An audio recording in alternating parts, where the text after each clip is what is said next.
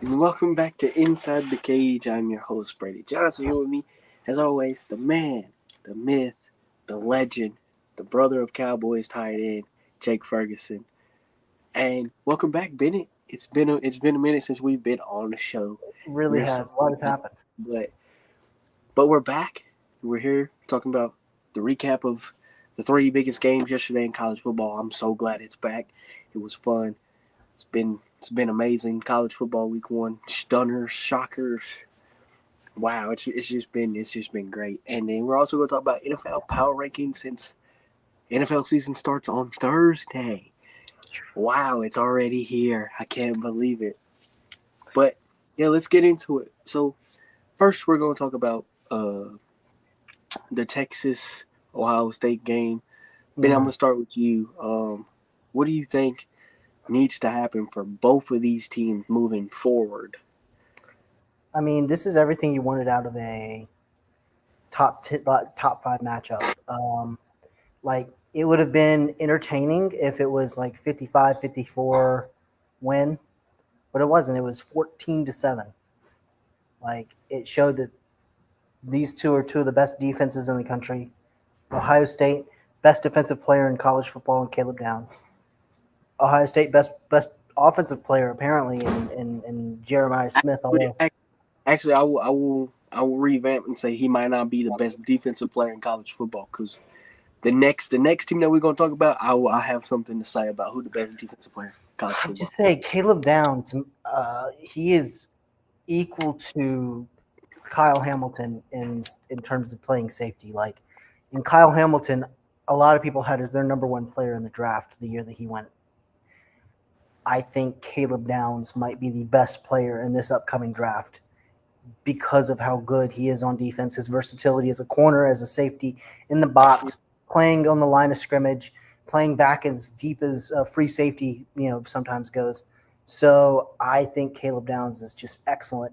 But and then Jeremiah Smith. I mean, a lot can be said about um, who's the best wide receiver, who's the best quarterback. Yeah, Uh, Jeremiah Smith last year was the best wide receiver in college football as a freshman, and this right by year Williams. I thought it was Ryan Williams was the best receiver in college Ryan football. Williams was good, but I mean Jeremiah Smith in terms of explosive plays versus yardage, Jeremiah Smith was excellent. And so, they were supposed to be this big, high-powered offense, and they got Max Clare from um, Indiana.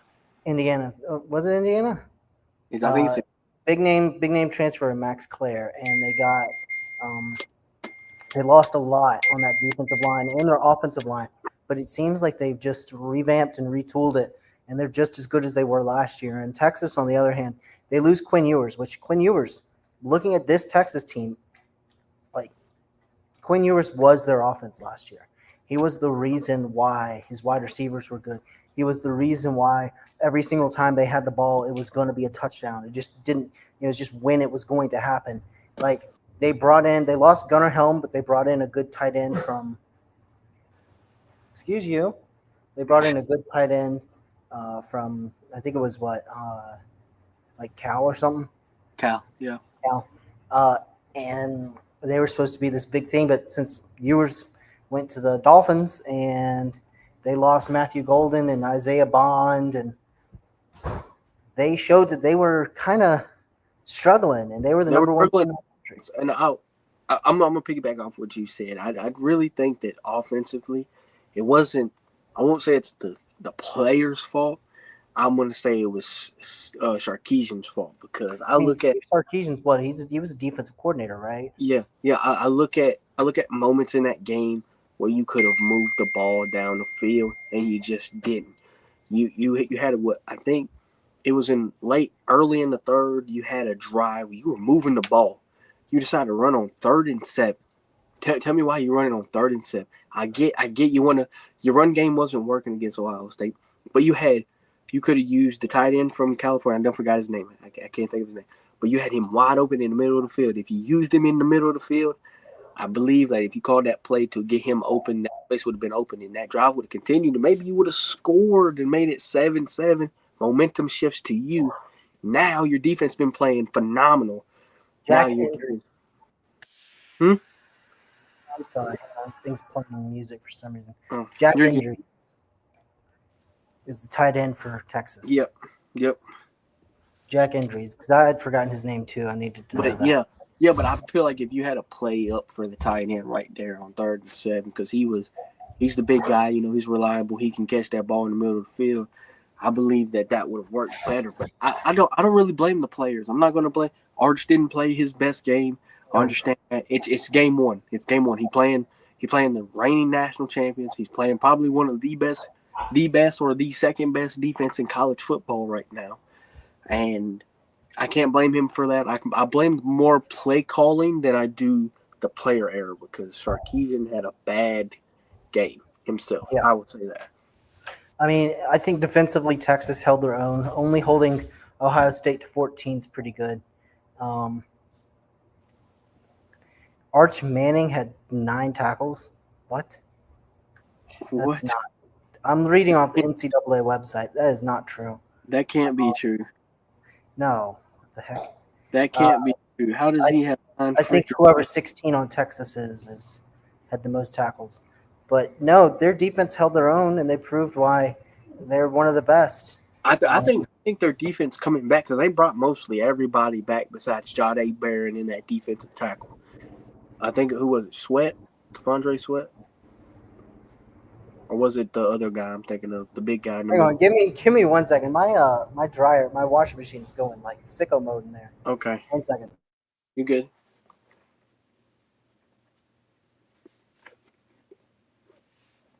But yeah, it was like, I'm looking at like how does this offense or the defensive guys that are coming back, they look good. But Jahdae Barron, I can't think of the guy's name, the defense tackle that left, they got drafted. And you lost another quarter from Texas. So losing those 3 guys, I thought it was going to be a downgrade for Texas. But it wasn't a downgrade for Texas. It just looked like I would say they number 2 or number 3 in the country right now. Defense, they played great against Ohio State. I got to see how they play against other teams, but they played phenomenal against Ohio State, and that's what you got to do when you got a good team like that. You got to play good defense, and I think with even losing the additions of Jahdae Barron, that defensive tackle, and the other corner that they lost, the defense still played exceptional, and I think that's going to be their strong suit all year to help them maintain and stay in games, especially in the SEC, which who knows what's going to happen in the SEC right now, because all these SEC teams look good right now. So, but moving on, the second biggest game of the year, which in my opinion, or of the day, I'm not going to say of the year, but of the day, was Clemson and LSU. I know what your thoughts are going to be on this, especially on the LSU side. But I'm going to start this one first. I thought both teams played very well defensively. They came out a little slow offensively, but then it looked like some of it started to click for both teams. And I think it's just the week 1 jitters. But I'm going to say this right now. You said Caleb Downs might be the best defensive player in the country. I think it's going to be Harold Perkins might be the best defensive player in the country, because this man was killing this front for Clemson. I know they all knew it. They all young up front, but this that defense looked good against that Clemson front. And the Clemson offense was supposed to be number 2 or number 3 in the country in offensive efficiency, and the O-line. They have some seniors that are on the O-line. I know there's some juniors, and I think there's one sophomore on the offensive line. But the whole offense was supposed to be good, and Harold Perkins made it look easy. Yeah. I think he had a couple sacks. He had a couple tackles for a loss, and he was just making plays everywhere. I think Harold Perkins is going to be the best defensive player in the country, especially with this. And honestly, hear me out. I think LSU might have the best defense in college football right now. They might. I liked Whit Weeks. I liked what I saw from Wes Weeks, his brother, apparently. Mansour Delane had an interception. And he's gonna be a first round pick, man. Mansour Delane is crafty, a big, crazy corner that can do anything you ask him to do, play man, play zone. He doesn't really. But Mansour Delaney, a hell of a corner. I just didn't like what I saw from Klubnik. I think the O-line couldn't block very well for Clemson. I thought that they were They are all new up front. I mean, yeah, I know they're seniors but they are all new. Like they didn't work together last year. All these guys that he got up front is either there's I think the left tackle is the only one that's really returned from last year on that offensive line because all the other ones graduated. So they're all new up front. I liked what I saw from Pat Henry, their tight end. 2 receptions, 22 yards, but that catch that he had is one of those that gets the people going. Yeah. I mean, it took an Adam Randall touchdown just to get on the board, and converted wide receiver. It was just a proof that, sometimes the transfer portal is a good thing. They hit the transfer portal more for another big name target. I didn't even really see that the guy that they got from the D2 school, he didn't even play that much. Yeah, he's 6. So let me look up something here.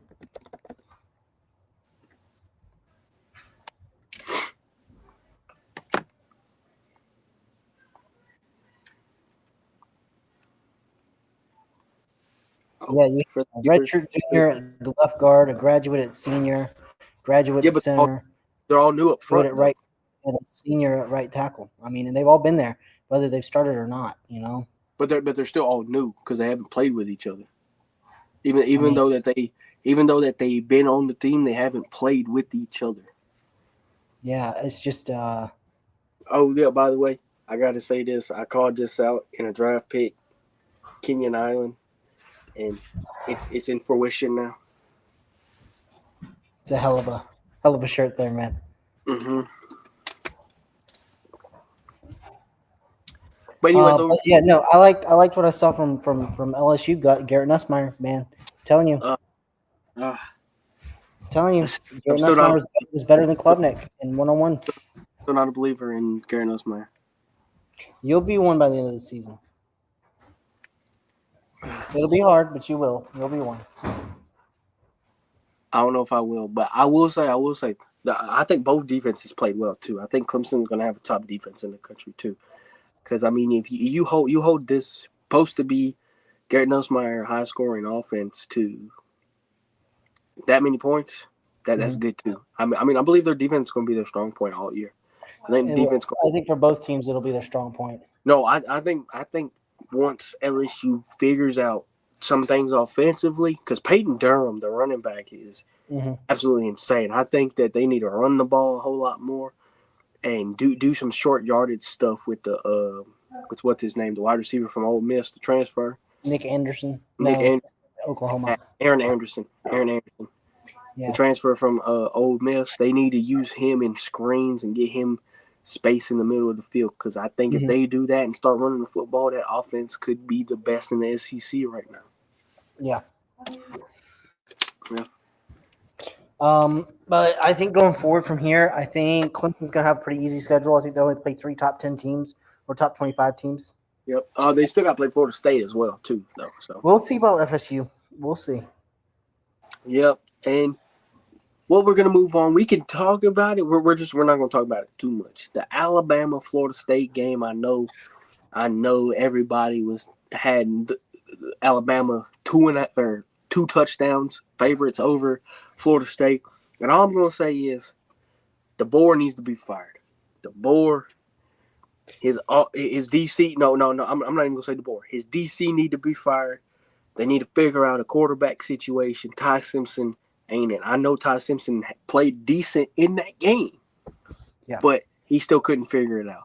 I think you should go with the freshman that you have, 5-star, that you have sitting on the bench right now, ready to go. Throw him out there. He's a freshman. What worse could he do? I mean, he could throw picks. I don't give a – you need something to spark your offense right now. And Ty Simpson didn't do that. And Florida State shouldn't have came in there and beat you the way they did, especially you run a double reverse on like the third series of the game and they score off of it. The defense needs to work. I think you need to fire your DC. You need to start just make changes on your defense right now because defense did not play very well. I think Alabama, this is a wake up call. You got to fix your stuff, and you got to.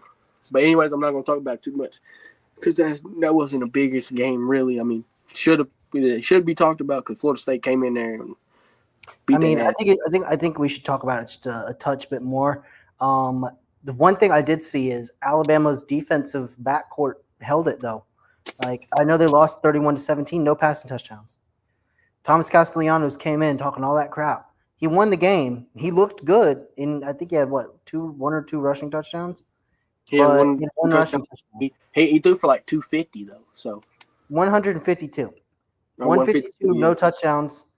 I mean, like the receiving game was okay, but like that's what 2 receptions, 18 yards. I will say 66 yards. 2 receptions, 18 yards. I will say one more thing. Squirrel White, 1 catch for 40 yards. They only had big plays. That's all they did were big play wide.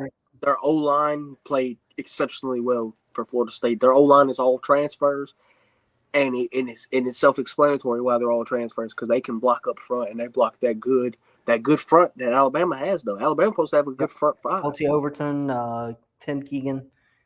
Yeah, well, Tim Keenan was hurt, so he'll be back about midseason hopefully. But I do think that there's some issues on that offense with you didn't really run the ball that much, which kind of shocked me for Alabama. Yeah, well, hang on. Running wise, they didn't run that much. They didn't run as much as they usually do. They only had 87 rushing yards. Yeah, they usually rush passing for more touchdowns. Ryan Williams did not have a touchdown. It was Josh Cuevas, their tight end, and Rico Scott. Yeah, but I'm just saying they didn't have as many rushing yards as they normally do. They needed to run the ball. They needed to find a way to get to run the ball because I think that's what's going to help Ty Simpson down the road because we know if there's a play that he needs to make, he's not going to make it. And if they get themselves in 3rd and long, they're going to have to get off the field. Because LT Overton didn't do much. That O-line was good for Florida State. The O-line came from Keon Sabb. Keon Sabb looks pretty damn good, actually. Keon Sabb looked great. I will say that. Even though I hate Alabama, Keon Sabb looked great. I give credit when State, 1 forced fumble. And that freshman corner looked good too for Alabama as well. They were trying to pick on him and they couldn't because he was locked down. He was really good. He was. He was really good. But anyways, on to the Miami Notre Dame game. What a game that was last night. And I will say, C.J. Daniels, you might have catch of the year in week 1. Right. But I'm going to change my mind because I saw a video today of the Florida wide receiver. He caught it like this all the way back. He almost did a somersault that catch the damn ball. But C.J. Daniels, you in that conversation. Carson Beck, you played well, but I think it was because your defense played well is why you played well. That's why Georgia, when your defense played well, you played good because all you had to do, very little when your defense played good. But for Miami, I think defense stepped up in a huge way. I mean, yeah, they allowed 24 points, but they still stepped up going against C.J. Carr, who he looked phenomenal in early parts of the game, and then he struggled a little bit, but that's because he's a true freshman. But the running game for Notre Dame is going to be their bread and butter all year. I think Jeremiah Love, the best running back in the country. He is. I think it's going to be hard for them to stop the run or teams to stop that running game down the stretch once they figure it out. Once CJ Carr can get that, you can when you develop that run game, you can develop that play action, anything over top with the pass because it's going to be hard to stop that Caleb Love in the running game right now. Or not Caleb Love, Jeremiah Love in the running game right now. But overall, I think Notre Dame's defense, yes, you took a hit because you lost your defense coordinator to your former defense coordinator to the Cincinnati Bengals. And I looked at it. You didn't run the same stuff that you did last year, so you're going to struggle a whole lot on defense. I'm not going to say too much just because I think your front 7 will carry you. Your DBs, and then they need I need to see more. I mean, they didn't play very well guarding the receivers last night, like they did the year before. The year before they were locked down, but that's because they had Golden as their DC, and he was a great DB's guy too. So, but Brandon, what are your thoughts on this game? Listen, I'm not going to overreact. I am going to overreact. Carson Beck, first round. No, Carson Beck, one of the most interesting quarterbacks. He played decent, I will say. I'm not even talking about the on the field stuff. I'm just talking about when you look at football right now and you look at who's next. You know, we're going into this the first NIL babies are finally making it to the NFL, where these are the first people who've gotten real tastes of money. Travis Hunter is literally the poster child for NIL. He chased the coaching bag and then got a real bag when he made it. Carson Beck was one of those people where he was on a national championship roster with the Georgia Bulldogs. He had the easiest. You think Stetson Bennett had it this easy? You think Chase Daniel had it this easy? You think that Jake Fromm had it this easy? No. You're a white man playing quarterback on a national championship team.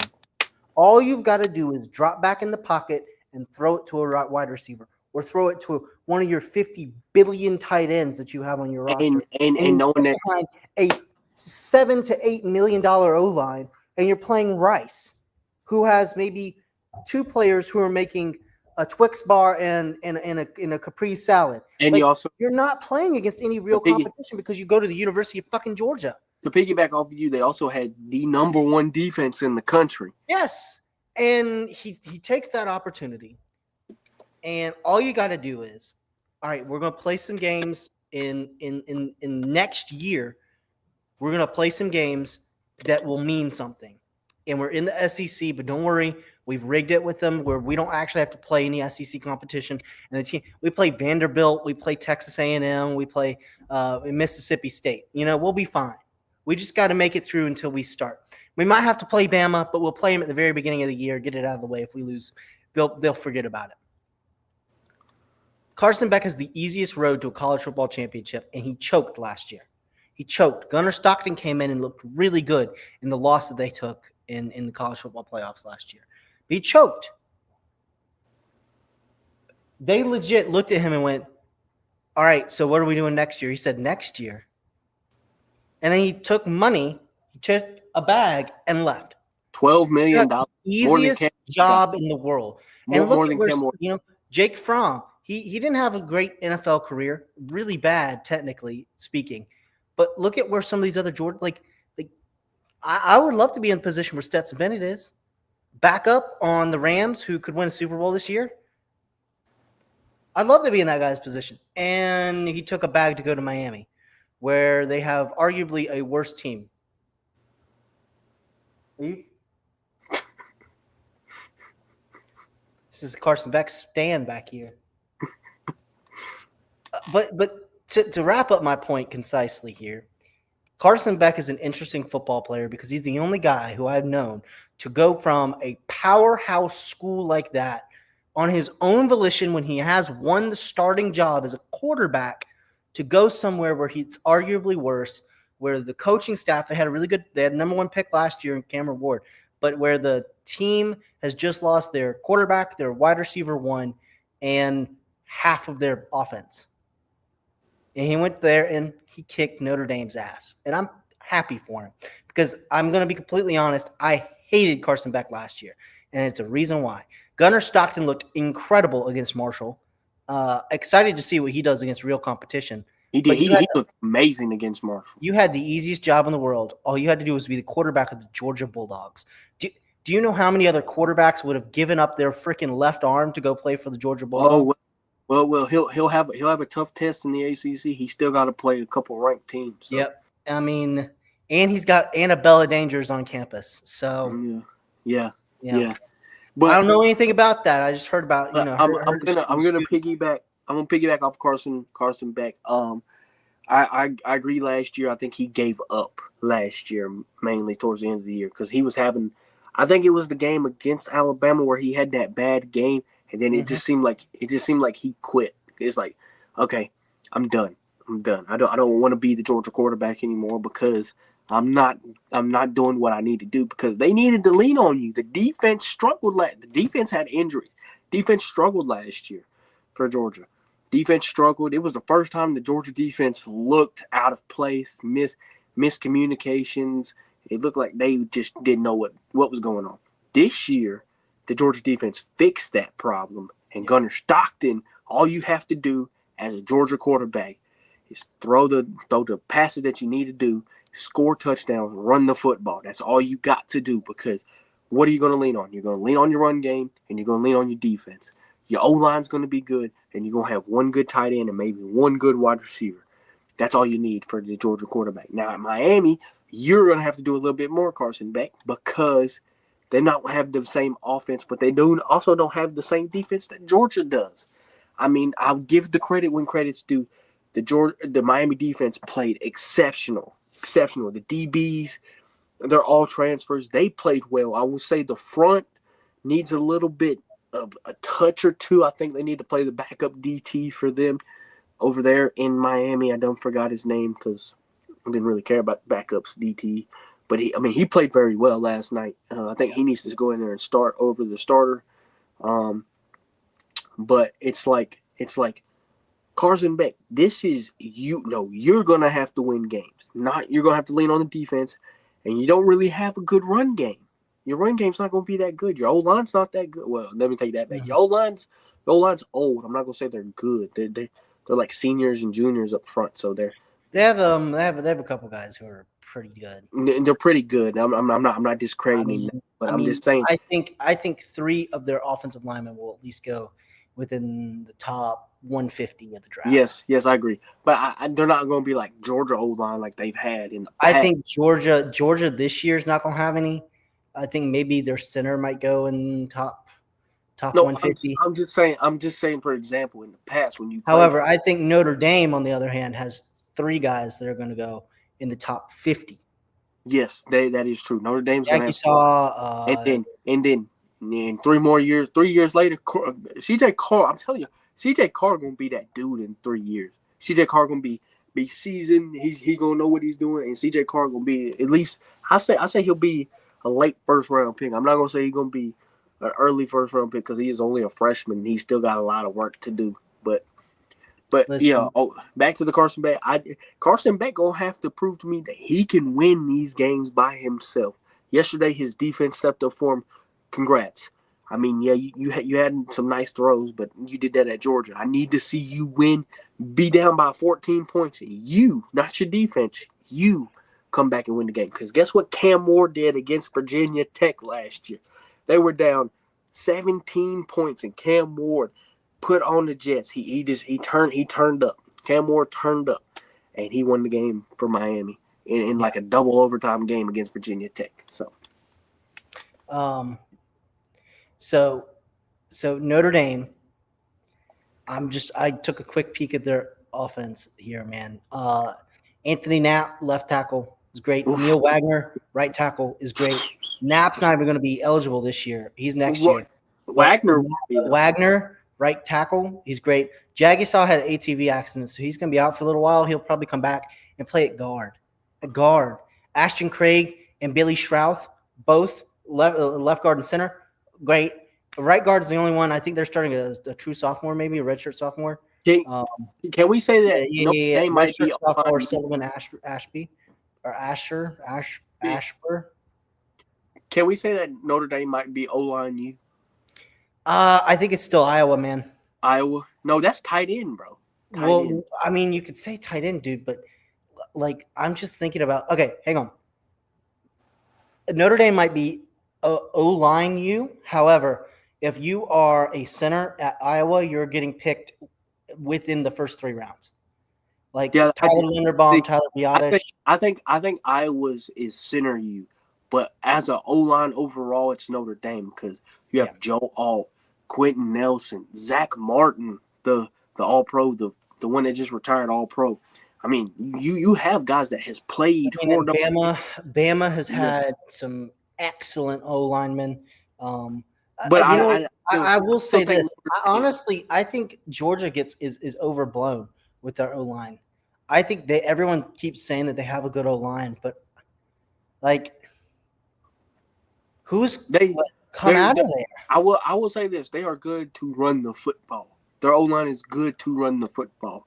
I haven't really seen like the year when Stetson Bennett was the quarterback was really the true test of the O line when they could pass the ball down the field. I'm not saying that they can't pass the ball, they can't pass block, but what I saw from that Georgia O line was they could pass block and move people to run. Now the Georgia offensive line after they lost those guys like Broderick Jones, Tate Ratledge, and all those guys that were up front with that O line, they just seem to move people and run. And when I seen against Marshall, I mean it's Marshall. I know it's Marshall. But when I see they're moving them for the run. So, all right, let me just say this. I'm just going to bring up Bama one more time, okay, with this O-line thing, because I just wanted to look it up. Who would you say their best offensive lineman was to come out of Bama? In general? In recent memory. Worst didn't go there. Wills. Jedrick Wills, Ryan Kelly, or if you really want to get into it, Landon Dickerson. Yeah, but he wasn't that good though at Alabama. He was decent. At Alabama. Now I will say Wills was great at Alabama. Wills was one of those players that was good. He was the game changer for Alabama at tackle. And Kelly was too, but Kelly was one of those players that he was interior, so I mean he couldn't do a whole lot at Alabama. I mean he did do a whole lot at Alabama, don't get me wrong. But Landon Dickerson wasn't that good because he had to play multiple positions, switch around. I mean he was good at both, but when you had to play both positions and you're not getting really looked at the main position that you played, because he was a center at first, and then he played guard, went to the NFL as a guard. He's good now. Give him the credit when credit's due. He's a great player, good player. But I didn't think he was great at Alabama. He was good. He wasn't great. Why do I keep saying worse? Wills was great at Alabama. Kelly was good as well. So, I mean, if you really, I was just looking at, players per thing, and I got to be honest. Joe Alt, Blake Fisher, Robert Hainsey. Blake Fisher, I forgot about Blake Fisher. Yeah, you've got Mike McGlinchey. Yes. Quentin Nelson, yes. Jarrett Patterson. Zach Martin. You've got, these are just active. Ronnie Stanley. Well, you would have Zach. Ronnie Stanley. Yeah. Dude.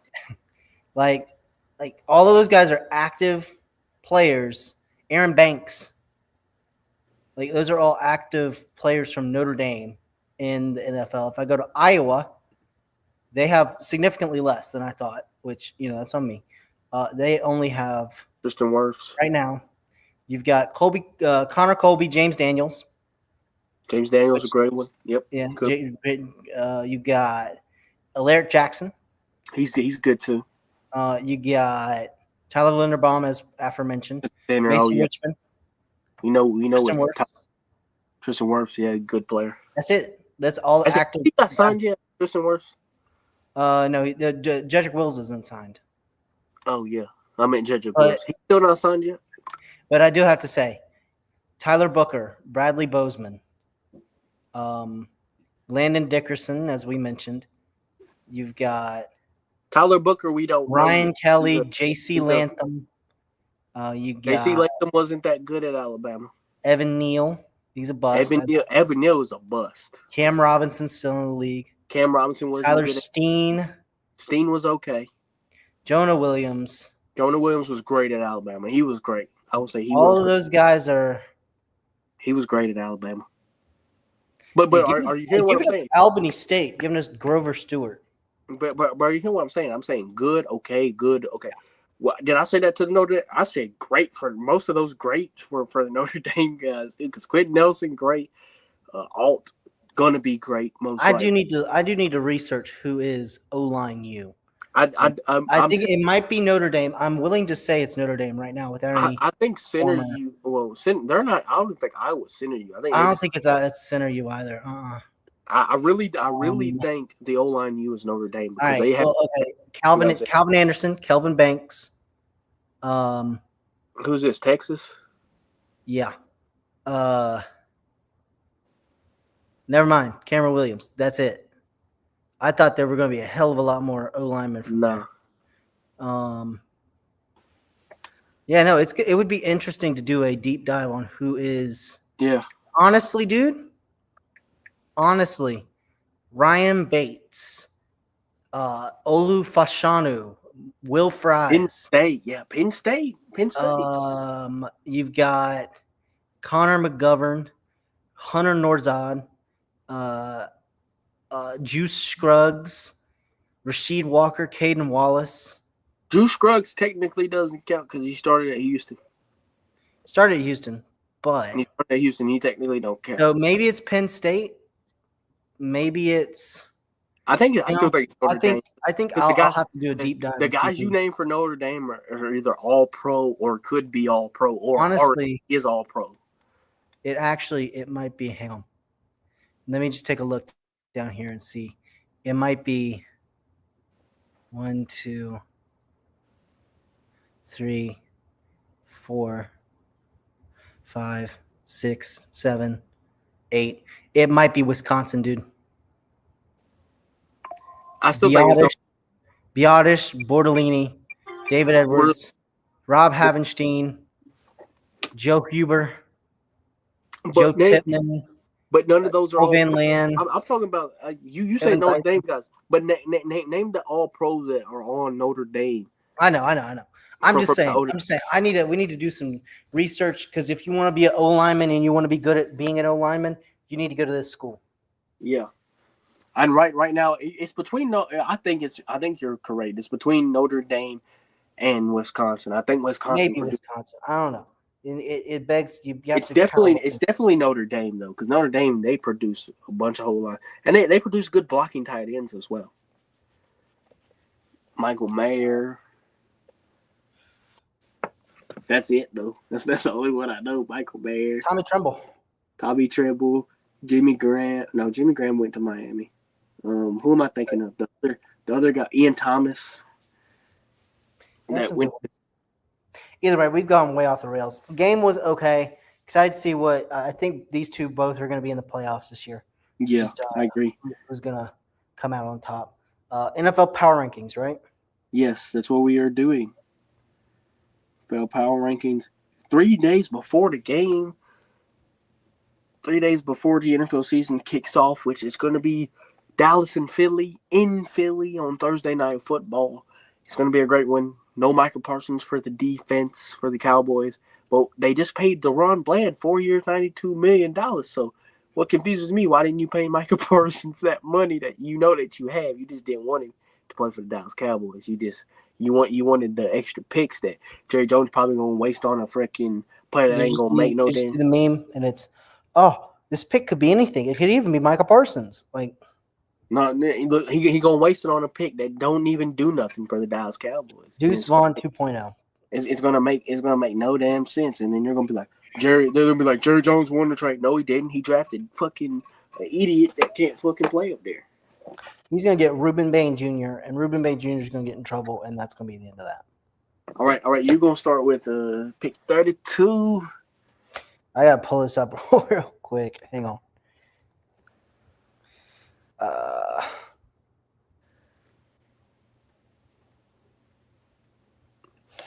So I think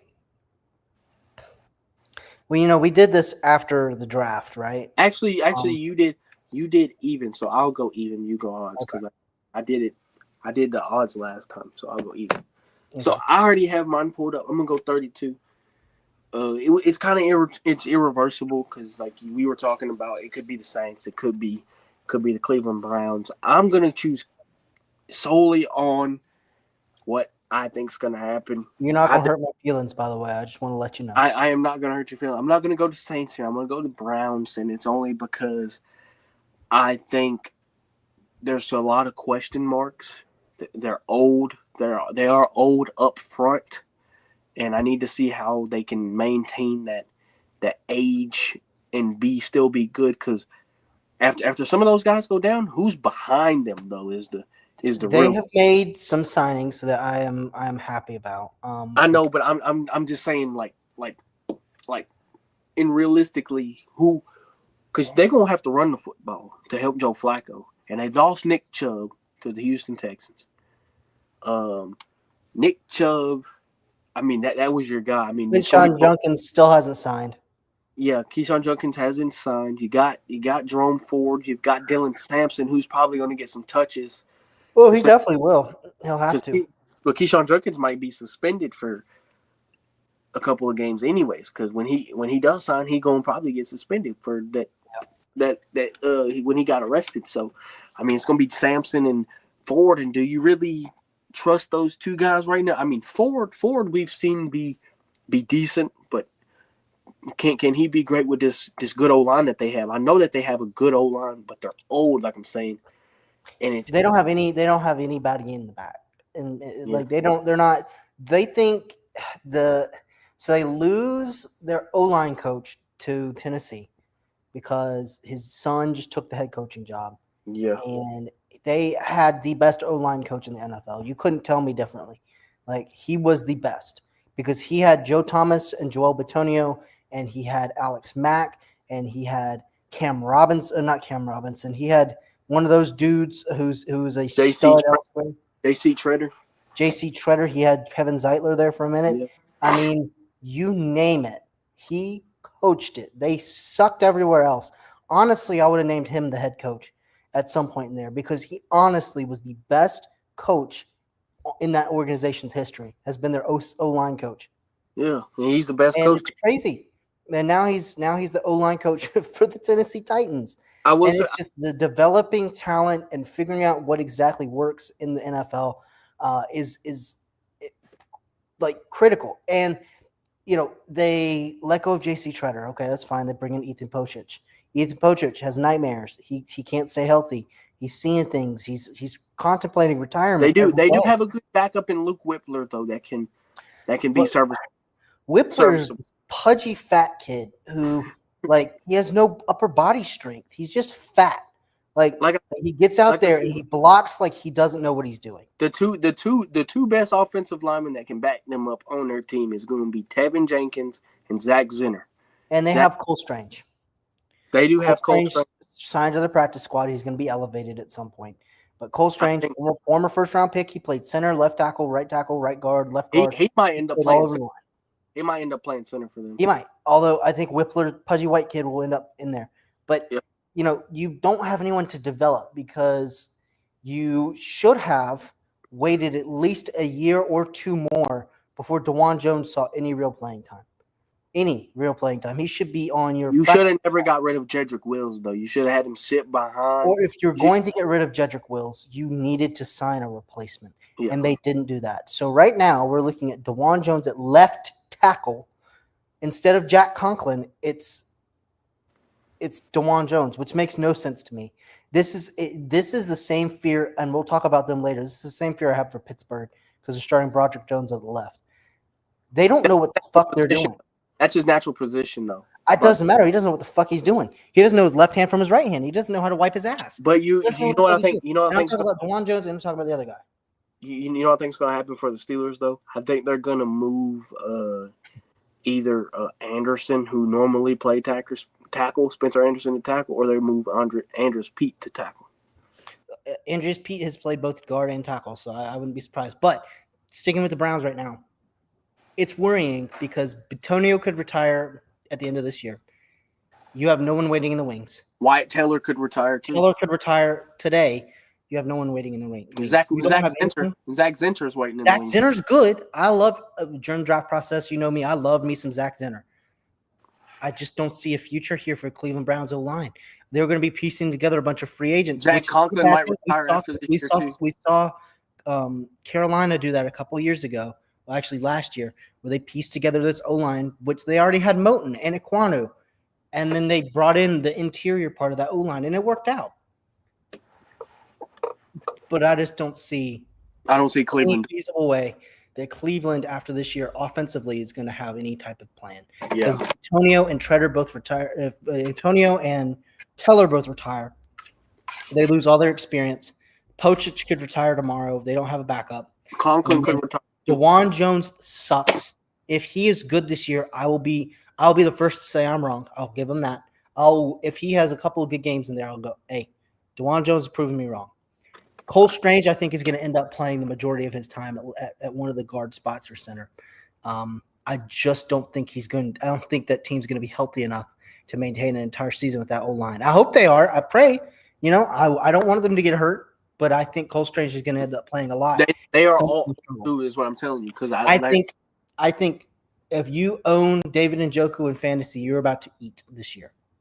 Because Joe Flacco is going to throw to him. Shitty quarterbacks love doing, throwing to their tight end. And Joe Flacco, four of them bitches. When Joe Flacco was there the first time, who did he use the most? He used Jerry Jeudy and David Njoku. And guess who he has? Guess who he still has?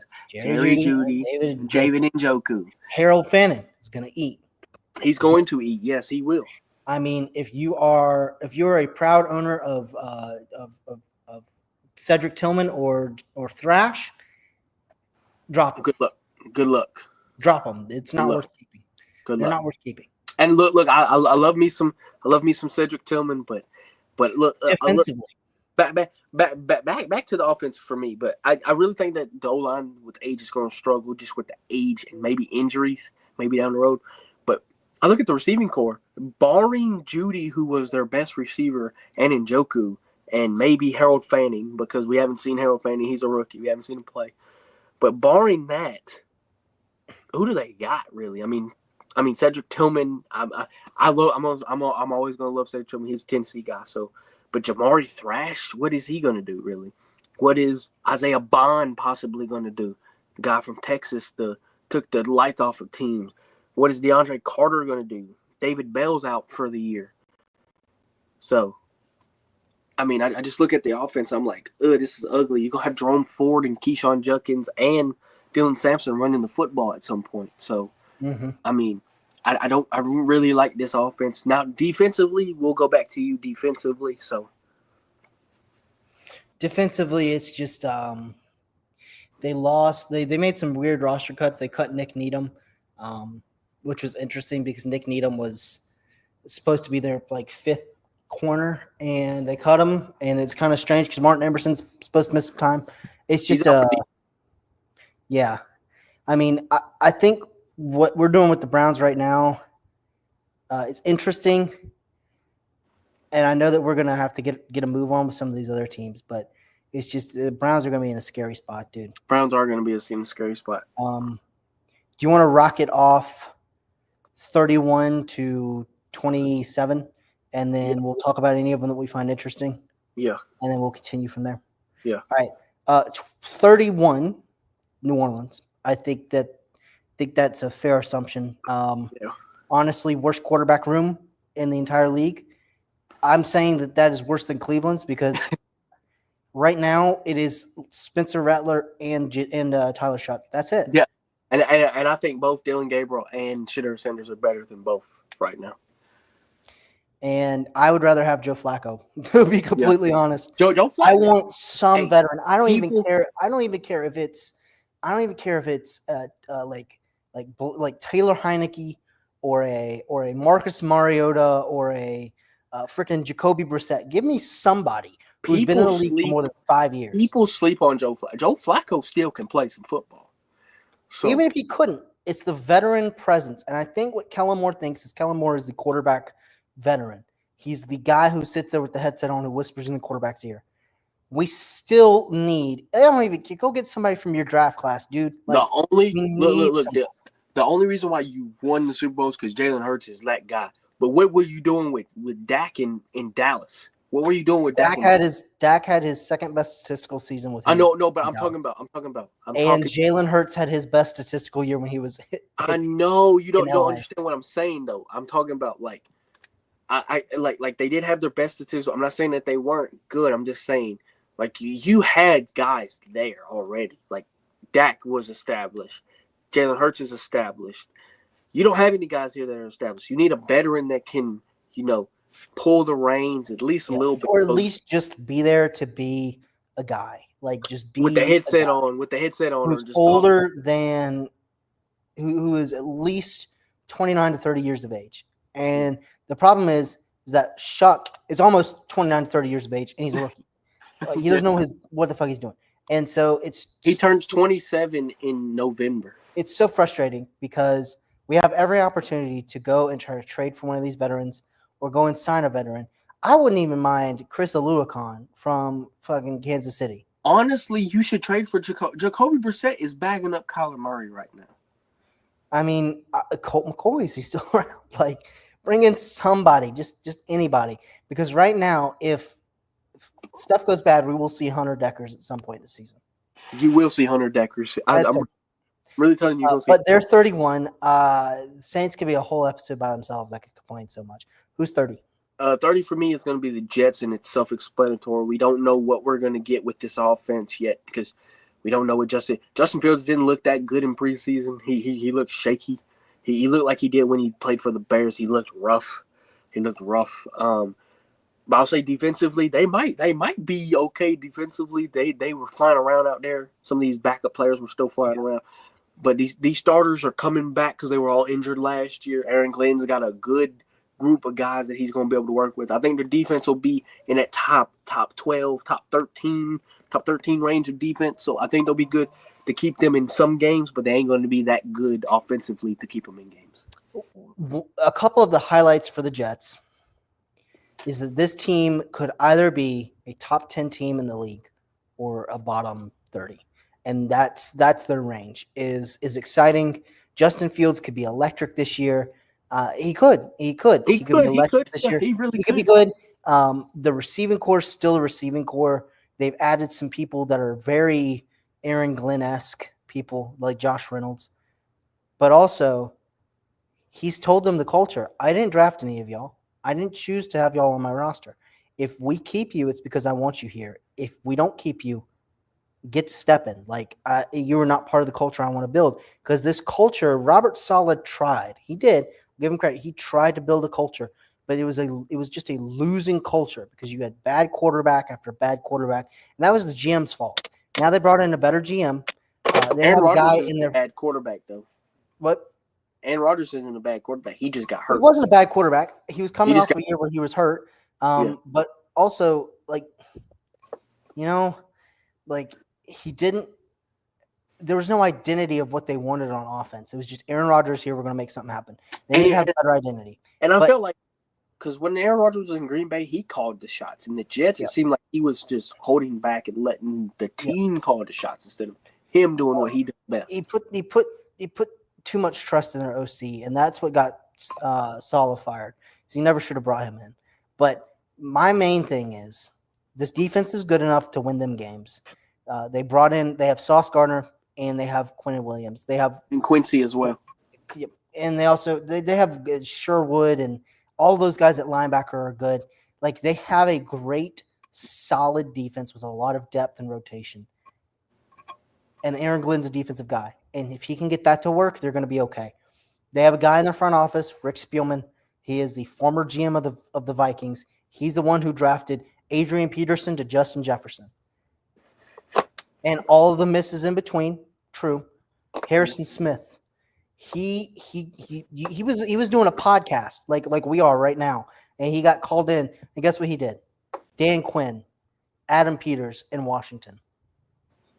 He was on the committee that hired them. He is the one with his expertise, and I'm not saying it's completely on him, but he's the one who went in there and helped fix that situation. And so when the Jets came calling, he took the phone up and he went over there and he helped them. And they offered him a full-time position. Yeah.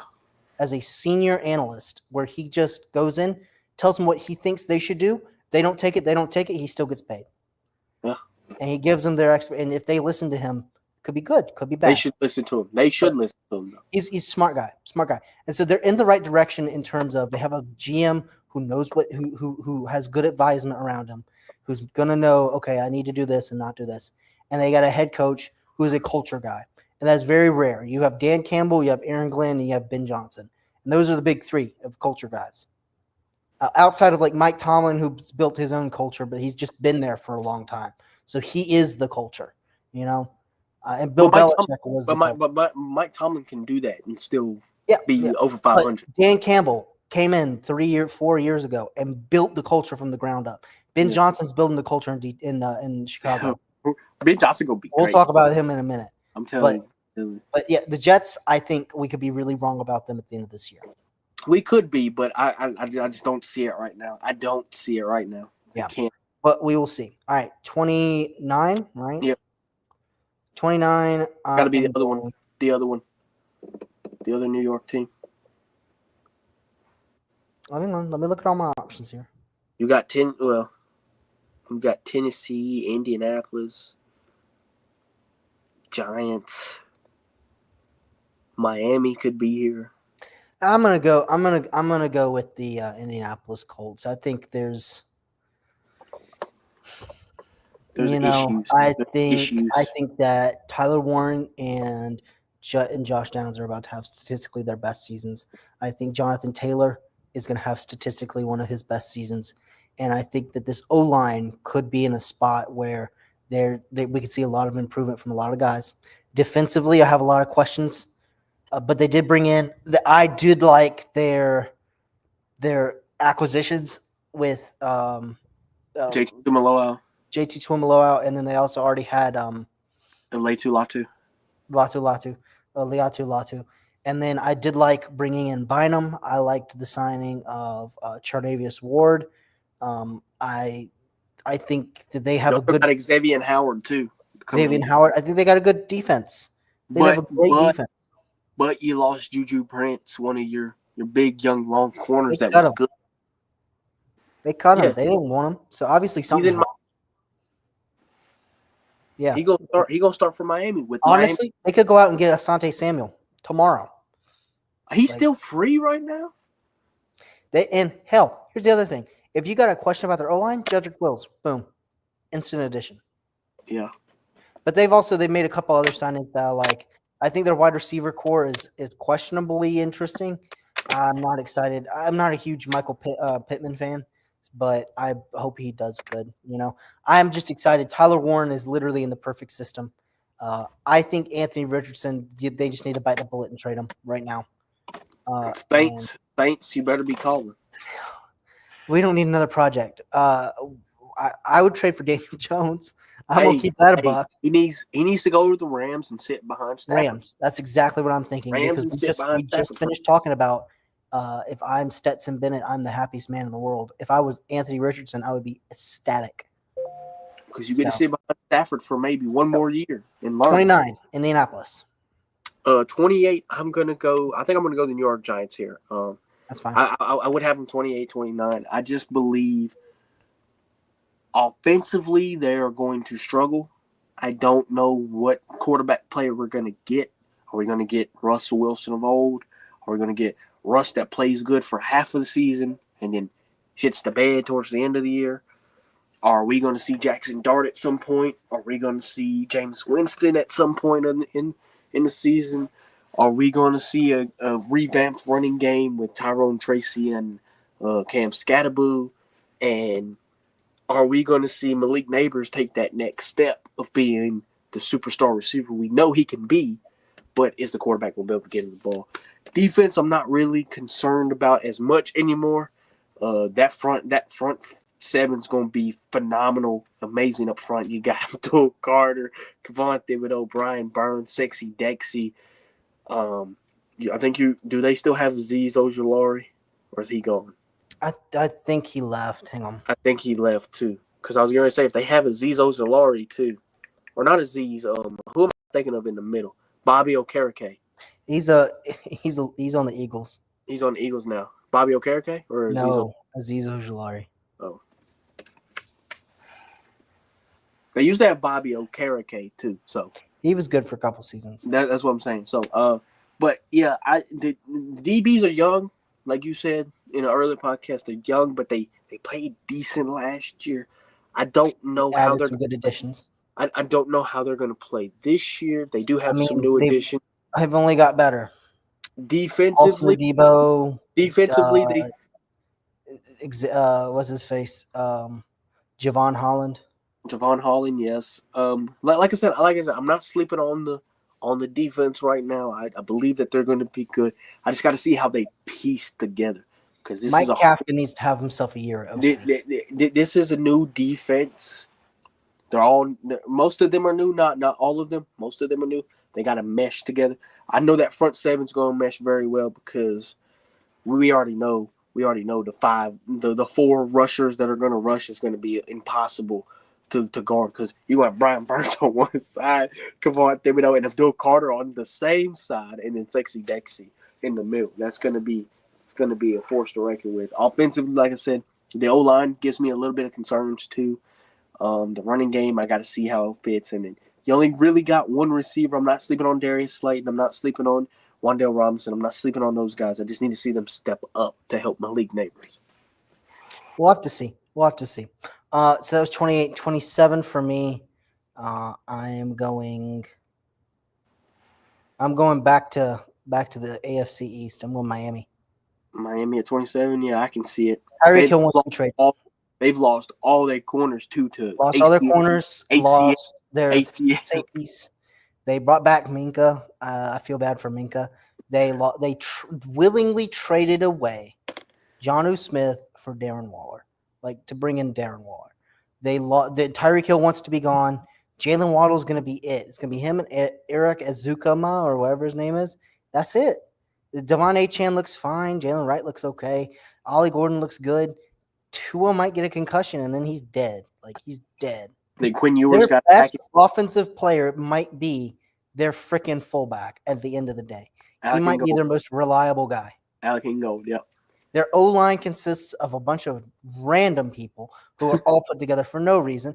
I'm not saying they're bad, but what I am saying is Patrick Paul, tiny-ass left tackle.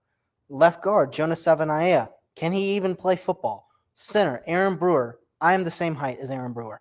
Right guard, James Daniels, just coming off of a torn ACL. And also, why the fuck are you in Miami? And right tackle, Austin Jackson. Who? He has not been good. The reason why James Daniels is in Miami because the Steelers didn't want to pay James Daniels. Yeah, and he went there. But at the same time, James, buddy, old pal. Cincinnati, dude. Go to Cincinnati. At least in Cincinnati, you'd have a shot. You would start. Instead, they let James Daniels walk. He didn't go to Cincinnati. He went to Miami, and now Lucas Patrick is getting the freaking opportunity in Cincinnati. What are you doing, dude?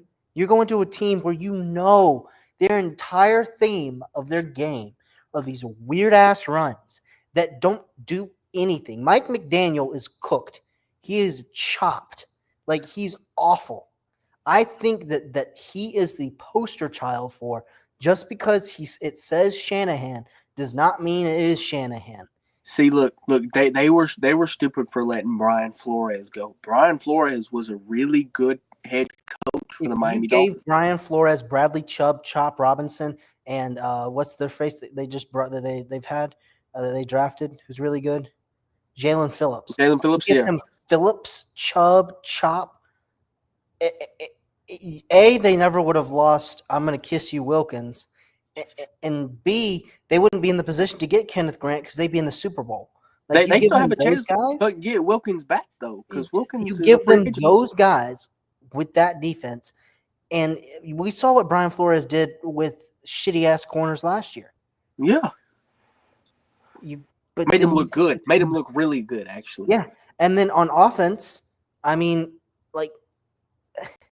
the Vikings looked great on offense.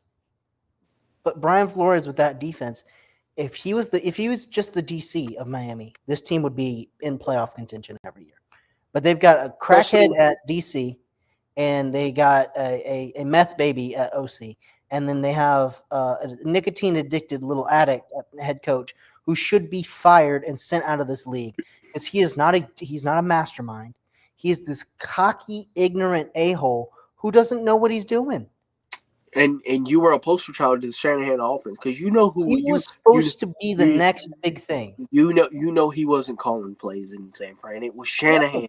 Shanahan always called the damn plays in San Fran because that is his dad's offense. That is his dad's offense that his dad ran, so he's gonna run it himself.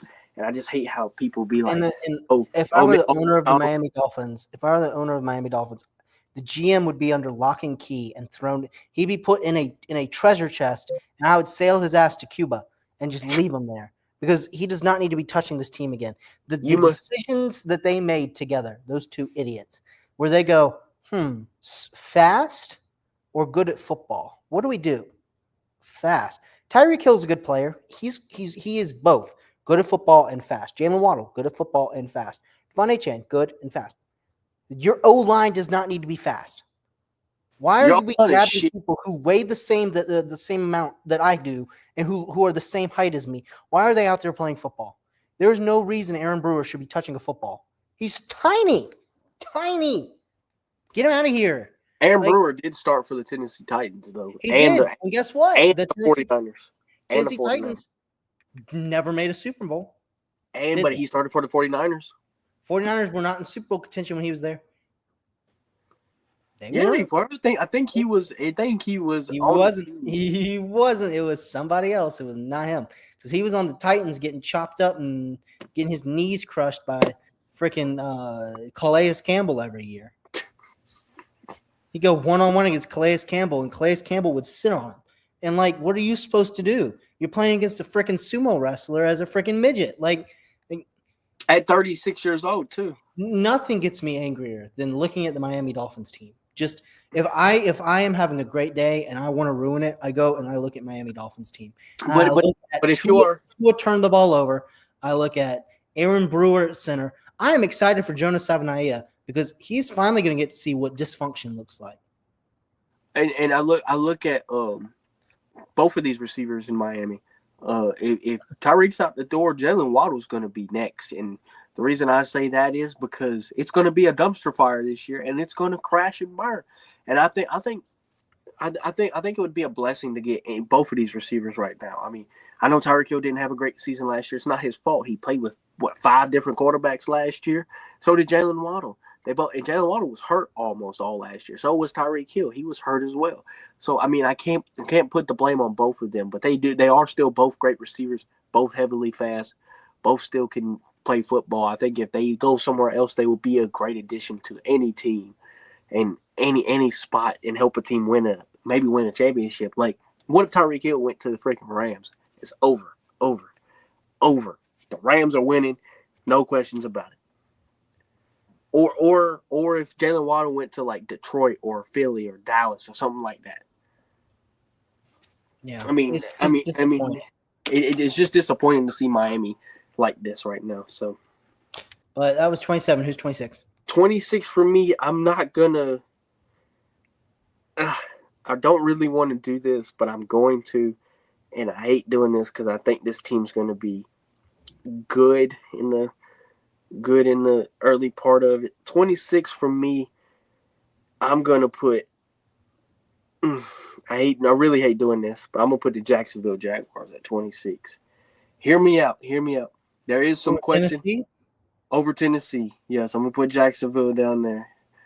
I really think there's some question marks everywhere. I'm not gonna say any specific because I mean they have question marks everywhere still a little bit. I mean I do believe in Trevor. You've got to step up. Trevor, you have to step up this year. You cannot be the same quarterback you were the last 2 seasons and expect to be mediocre because we know what you could. Trevor, we know what you can do. You were the highest ranked quarterback ever in college football. Still to this day, you were the highest ranked quarterback in college football ever. You're a number 1 overall pick. You should have won the Heisman the year that you freaking lost to freaking the year after Joe Burrow won the freaking Heisman Trophy. You should have won the Heisman Trophy that year, and you didn't. But it's okay. You got a guy who we don't know how he's going to play because he struggled in the parts of the preseason in both spots in Travis Hunter at corner and wide receiver, and then you got to lean on. You got to lean on your best receiver who went off last year, and Brian Thomas, who was a great pick, I thought, but we don't know. This O-line is new. I'm not saying they're new, but they're revamped. They fixed a lot of the O-line. Running game to me needs to get going. ETN, stay healthy. Bigsby, start running the ball downhill like you did at Auburn. Bashal Tutin's going to be taking one of y'all's jobs very soon because I think Bashal Tutin's going to be a good running back for them if he plays because I know he will play because one of them's going to get hurt. And tight end wise, they don't. I mean, Brenton Strange is the guy down there. They lost Evan Ingram, their best pass They catcher. chose to get rid of him. They didn't lose anything. They cut They him. chose to get rid of him. Their best pass catcher by far so far. Barring, no offense to Brian Robinson Jr. or Brian Thomas Jr. Brian Thomas Jr. Brian Robinson is on. Yes, I know. San Fran, but my fault. Brian Thomas Jr., no offense, he's going to be good, but Evan Ingram was that guy that you could rely on. I'm not saying that Brian Thomas can be, but now you tight end is Brenton Strange. So I'm going to, because there's more question marks that I have with Jacksonville than I do Tennessee. I am a Robert Hainsey enjoyer. I think Robert Hainsey, he's their center. The reason I like him is because he came in and he took over after that piece of crap Ryan Jensen. Yeah. Ryan Jensen left Tampa. Oh, Kendrick Bourne to visit with the 49ers and Commanders, but it looks like he wants to go to Washington, and the deal might be done by Thursday. Might be done by Thursday. That's a whole week away. Like it feels This like Thursday. it's Thursday. It's like, all right, cool. Kendrick Bourne, he's gonna be on the practice squad because he's not getting activated for this game. But it's interesting. But yeah, no, the Robert Hainsey is good. He's gonna prove why he should have been kept by the Buccaneers and why he should have been starting. I hope this good year up there though for Barch is good up there in Tampa. Yeah, we'll see. O-line's just going to struggle this year. Walker Little and Anton Harrison, they're going to have to really prove that they deserve to stay there because I'm telling you this right now. Anton Harrison, for me, is not that good. He might not be, and this is the year to find out because I'm just letting you know now. Liam Cohen did not draft Anton. Neither did their GM, who's the same age I am. Like, these guys did not draft these players. They are trying to instill their own culture. And this is one of these moments where they might be really comfortable going out and signing people who fit their scheme and fit their system and just replacing them. And I'm excited to see what they do. I think this is going to be a lot of up and downs this year. What about Travis Hunter's going to be the biggest what if. What about Trevor? Trevor has to step down. Trevor's got to stay healthy, got to stay upright, and he's got to pass the ball with a little bit more urgency. Brian Thomas is going to help with that. Travis Hunter can be a good. I think Trevor's a little scared because his O-line doesn't give him enough time, and I'm not saying that Trevor's not as gutsy as he was at Clemson as he is now. He needs to, because if he's that gutsy player we know he can be. Oh my God, Trevor, you're back. Trevor, you're back, but he's not back right now. I do have questions about the run game. Etienne and Bigsby both looked kind of last year. They didn't really bring in anybody to fix that. Defensively, this defense has got to find their identity. They let go of a bunch of their really good players, and they overpaid Eric Murray. Eric Murray, Madden legend, but, you know, not a legend right here. Not a legend right now. Josh Hines, Allen are your best two players up front. And so. Trayvon Walker's decent. Travis Hunter might be playing a lot. I'm just saying. It's going to be interesting. I think we could be really, really wrong about him, but we're just going to have to wait. And how long would they give Trevor Lawrence, you know? Would they give him another season after this? Would they cut him? I think I don't think they would cut. I think they would. They just re-signed him to a massive deal. I think they would trade him. They're not going to cut him. They're going to trade him to get some value out of it. That's what they would do. I think if Trevor plays the same level he did the last 2 years that he's been playing, he's traded. He's traded after this year. So I think we're gonna rapid fire a couple of teams here. Just boom, boom, boom, boom, boom. And then if we want to come back and talk about them, we can. Even if it's a hot take, just kind of keep it going. Yeah. So that was 26, right? Yeah. Okay. 25, I'm going with the San Francisco 49ers. 24? Okay. 24, I'm going to go Tennessee Titans here. I think that this is self-explanatory. I was going to say Titans. I just didn't want to put them back-to-back. No. 23, I'm going to go with the Minnesota. Carolina Panthers. Carolina Panthers country. We can always circle back with Carolina. I think they're going to be. I think one of the teams that we're going to have in like the top 10 is going to fall the fuck off. And one of the teams that we have back here, like I think Carolina and obviously San Fran are two teams where they could be playoff teams at the end of this year. I think if San Fran's healthy, they're definitely in playoffs. Only reason I'm putting it out there with put San Fran this low is got to see more out of Purdy. Wide receiver core is terrible, and defensively they can stop the run, but other than Nick Bosa, they ain't stopping anything else. I agree, but look, can Purdy do something with nothing now? Though is the question. Can he make it work with just George Kittle and Ricky Pearsall and maybe Sky Moore? But again, I'm excited to see what CMC does healthy this year.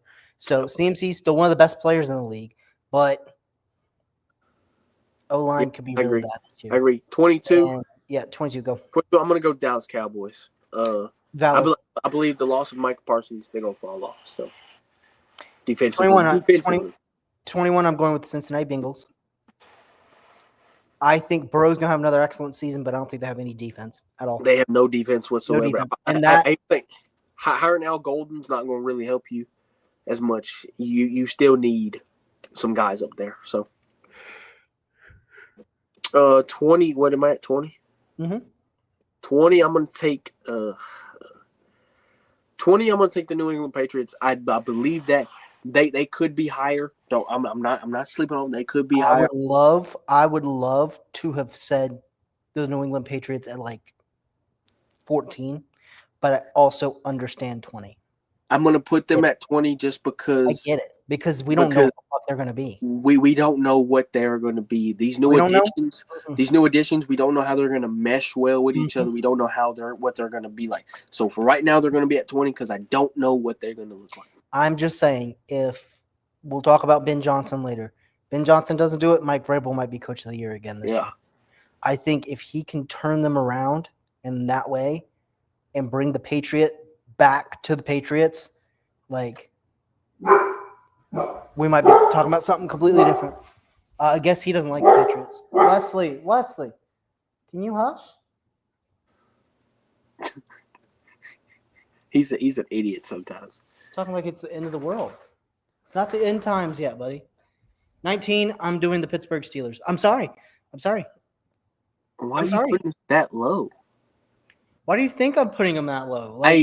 Our defense is going to be – our defense is a top 5 defense.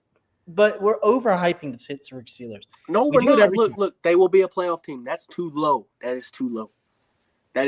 They will be a playoff team. They might be. You can't put them that low. I'd put them. I'm putting them that low. I'm putting them that low. It's my part of the list. I'm putting them that low. Here's why. We can talk circles about this. We always do this, where Pittsburgh makes it somehow a little bit higher than they should. Until I see something out of Aaron Rodgers, until I see something out of this team together, I'm not going to believe shit. Metcalf could be shit this year. He could be awful. He could be unplayable. Aaron Rodgers could be just like he was last year with the Jets. He could be bad.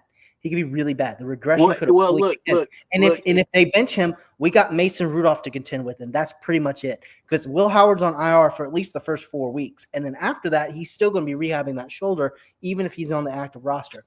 And I'll put this out here because I know you're a Steelers fan, so I'm going to let you say what you want to say about your Steelers. But from a third-party view, my dad loves the Steelers, you love Steelers, so I've been around a lot of Steelers football. The Steelers as a franchise is a winning franchise. It's iconic.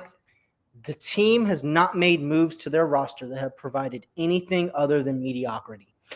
Other than TJ Watt and some of these Jack Sawyer, Alex Highsmith. Herbig is decent, but I'm not going to put – and even Sawyer. I'm not Highsmith and Watt. Hayward. And then in the defensive interior, I'm excited about Black. I'm excited about Hayward. Hayward's on the tail end of his career. And then – you look in the middle of their team. Patrick Queen was dog shit last year. Peyton Wilson doesn't have an Achilles. He doesn't have an Achilles. So if he gets hit in his legs, they just turn into freaking Cracker Jacks. They're gone. And then you look in their defensive back. Their team captain defensive backfielder, they traded for Jalen Ramsey Ooh, they're taking on a fair bit of that contract too, which sucks. Joey Porter Jr. looked awful last year. He did not look like a starting corner. He was hurt in the though league. last He year. was He was hurt, hurt. but he still looked bad. Their other safeties, they've just been patch piecing people on there and trying to figure it out. This guy will work. This guy will work. This guy will work. Our best defensive player last year was Deshaun Elliott, and Deshaun Elliott's still there. But y'all went 9-8. Like y'all had a winning season and you made the playoffs because we had no offense. But then you keep Arthur Smith. Arthur Smith brings in a bunch of his little favorite toys. And we saw when he brought those people in, they didn't play any better than they played before. Jonnu Smith, Michael Pruitt. They kept Connor Hayward on their active roster. What does he have on the Steelers organization where he still has a job? He plays full. He plays fullback. Darnell's there. Darnell Washington can play fullback. Fucking Jonnu Smith and Michael Pruitt could play fullback. Anybody can play fullback. We don't have Michael Cam Hayward. We don't can have just Michael the other brother and put him at fullback. There's no logical reason for Cameron Hayward to play fullback unless he has something on the organization. Then your O-line. You let go of your best offensive lineman last year, James Daniels. Statistically, Zach Frazier was good. Yeah, that's his name. Zach Frazier was great. Troy Fautanu was your third best guy, and he didn't even start the year as the starting guy. You let Dan Moore walk, which Steelers fans are happy. Statistically, he was good, but he made too many sloppy mistakes. I get it. Tennessee loves him. And you're deciding Broderick Jones is going to be your left tackle. He was awful. He played right tackle last year. Like if I were the head coach, Troy Fautanu would have played the entire year at right tackle last year. If I made that decision, because Broderick Jones was unplayable there. We're going to see at left tackle. We'll see. Also, I think because of the injury to Fautanu, he couldn't play because he was out for the year at right tackle. But also, Broderick Jones, if he is bad, the Steelers as an organization need to go, he's gone, and move on, and cut the cord, and don't fuck around with, like the Saints are doing with Trevor Penning. Trevor Penning's a bust. He needs to be gone. He needs to be off our fucking team. And instead, he can play guard. Let's put him in at guard. Cut him. Get rid of him. Don't re-sign him. It's a bad idea to try to pull something out of him. Let another team try to figure it out. And if the Eagles sign him and have success with him, good. You know, he can go and like Mekhi Becton did. But this team screams mediocre. It screams 500, maybe above 500, but 500. If Aaron Rodgers doesn't mesh well with DK Metcalf, this team's not winning. If the O-line doesn't get together and figure their shit out early on, this team's not winning.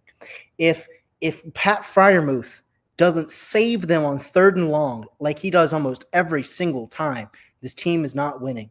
And if Jaylen Warren, who just signed a 2-year contract extension, if Jaylen Warren and Caleb Johnson don't figure out how to be a Sonic and Knuckles 2.0, this team will not win. Because if Caleb Johnson's getting frustrated because Warren's taking all the carries, if Warren's getting frustrated because Caleb Johnson's out there too much, it's going to cause a lot of shifting bad shit in the locker room. If Aaron Rodgers isn't playing well and he starts going off on his receivers, this team's not going to play well. This team is a fucking cannonball. Like, it's a bomb that could go off if they don't play well. So I'm done with my piece.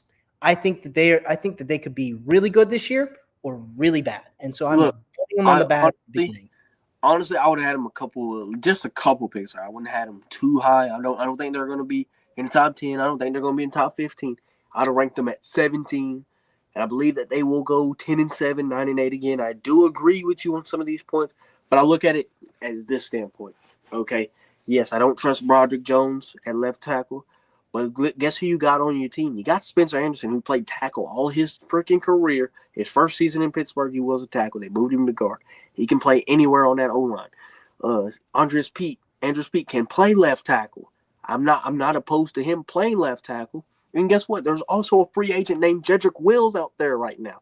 If you are really desperate for a left tackle, which I know the Steelers have before, they've been desperate for it. They went and got one from a free agency. You can make a deal work with Jedrick Wills and go get Jedrick Wills to play left tackle if you're really desperate.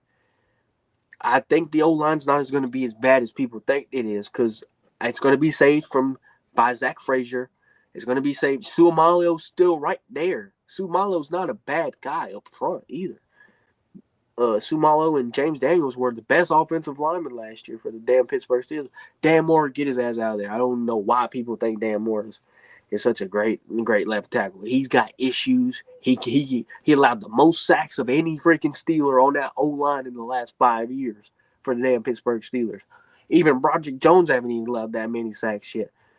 Because Broderick Jones hasn't played that long, but still, Broderick Jones didn't allow that many sacks that man Dan Moore did. So I'm glad he's gone. But I look at it, like I said, from this standpoint. I think Zach Frazier's still going to be great. Mason McCormick, you need to step the hell up. Sumalo, you're going to be the veteran that's still there, that does. Roderick Jones, you need to step the hell up. I think Fatanu going to be our best offensive lineman this year, in my opinion. Fatanu at right tackle is going to be the best offensive lineman. But barring Zach Frazier, them two are going to be the best offensive linemen on the O-line. And like I said, backups, Andres Pete and Spencer Anderson. I love those guys. I thought Spencer Anderson played better than fucking Somalio ass. So I don't see why you wouldn't start Spencer Anderson over Somalio. But I can't be mad because Somalio's the veteran and he does do good things and he's a great run blocker. So, and they do love to run the football. So I mean I can't be mad. Defensively, I am a little concerned. I'm not concerned about the front seven as I am the back end. The back end, you got an old Darius Slay, Jalen Ramsey, iffy at times, not really good in coverage, but he does know how to get to the ball. He does tackle, he does get interceptions sometimes, but his coverage skills are lackluster and lackadaisical. Darius Slay, he proved to people last year that being his age that he could still play in the Eagles defense where you have to play a lot of man and a lot of zone coverage, and he still could cover guys one-on-one, the best guys one-on-one. Do I believe that he'll do that this year? No, but he's got help because Joey Porter injured last year. Yes, he didn't have a very good statistical year. The year before, he was great because he was healthy. He wasn't healthy all last year. And I believe if Joey Porter's healthy, the corner room will be fine. The safeties concern me, barring Deshaun Elliott. I think Deshaun Elliott's still going to be the best defensive back that we got unless Joey Porter can stay healthy. I think it'll be Joey Porter. But Deshaun Elliott, he's going to be the guy that plays in the box like Kyle Hamilton. He'll be that like third linebacker that's in the middle with Peyton Wilson. I think Peyton Wilson will take a next step as long as he don't get hurt. Cole Holcomb's back. You don't need him to do too much. I know he's not as good as he used to be. You don't need him to do a lot. You just need him to tackle. That's all you got to do. Tackle. Patrick Queen, you got to step there up. You were shitty last year. The money that we're paying you, played shitty. Defense front, like I said, I can't complain. TJ Watt, Alex Highsmith, Nick Herbig, Jack Sawyer, all great. Cam Hayward still killing it at age 37. I don't give a crap what anybody says that he's getting old. He's still one of the best interior players at his age and still producing at his age at 37 years old in this league. Derek Harmon, question mark. I don't really like you. I don't know how you're gonna be. Why Black? That motherfucker is nice. That motherfucker is nice. I do love me some YA Black. That motherfucker nice though. And running game, I don't think you're gonna have that problem where they fight with each other because Najee Harris and Jalen Warren were supposed to be Sonic and Knuckles, and they didn't fight with each other. They took their carries, and they did what they had to do. Najee was okay. Jalen Warren was the better back, I thought, when they had Najee Harris and Jalen Warren. Now do I need to see more from Caleb Williams? I didn't see a lot. He's a rookie. I give him his time, but I think they'll be okay in the run game. This whole line's built to, and DK, I don't really care. I don't really care how he plays. I just need him to play just decent. I don't need him to play great. I need him to play good. I need him to play decent. Because I think Roman Wilson's going to be the guy that we look at to help us further this year. And Calvin Austin in the slot, he'll actually play the slot. He won't have to play that number 2 guy that he had to last year because Steelers' receiving core was booty cheeks still last year. But he don't have to play 2. He can play in the slot and do what he does best. Run the speedy routes, run drags, run crosser, do what he needs to do so he don't have to go deep. That's what Roman Wilson, Ben Skoranek, and DK Metcalf. Hey, Ben Skowronek was good for the Steelers last year, though, in a couple of those games, especially deep down the field. So, like I said, and then I look at it, you might even go 2 tight ends and go 2 wide with the 2 tight ends and Jonnu Smith and Pat Fryermuth. And I would also like you to see use Broderick Jones a little bit more. I'm not mad at them at 19. I just feel like they need to be a little bit higher because of the teams that are below that's going to be above them So right. here's what I'll tell you right now. I would be comfortable ranking them higher. However, I think for right now, they are the most average team in the NFL. And I know we're not at 16 yet, but I want to talk about all these other teams because I think all of them are more interesting and could be better than them. So like Atlanta, I could put Atlanta, the Cardinals.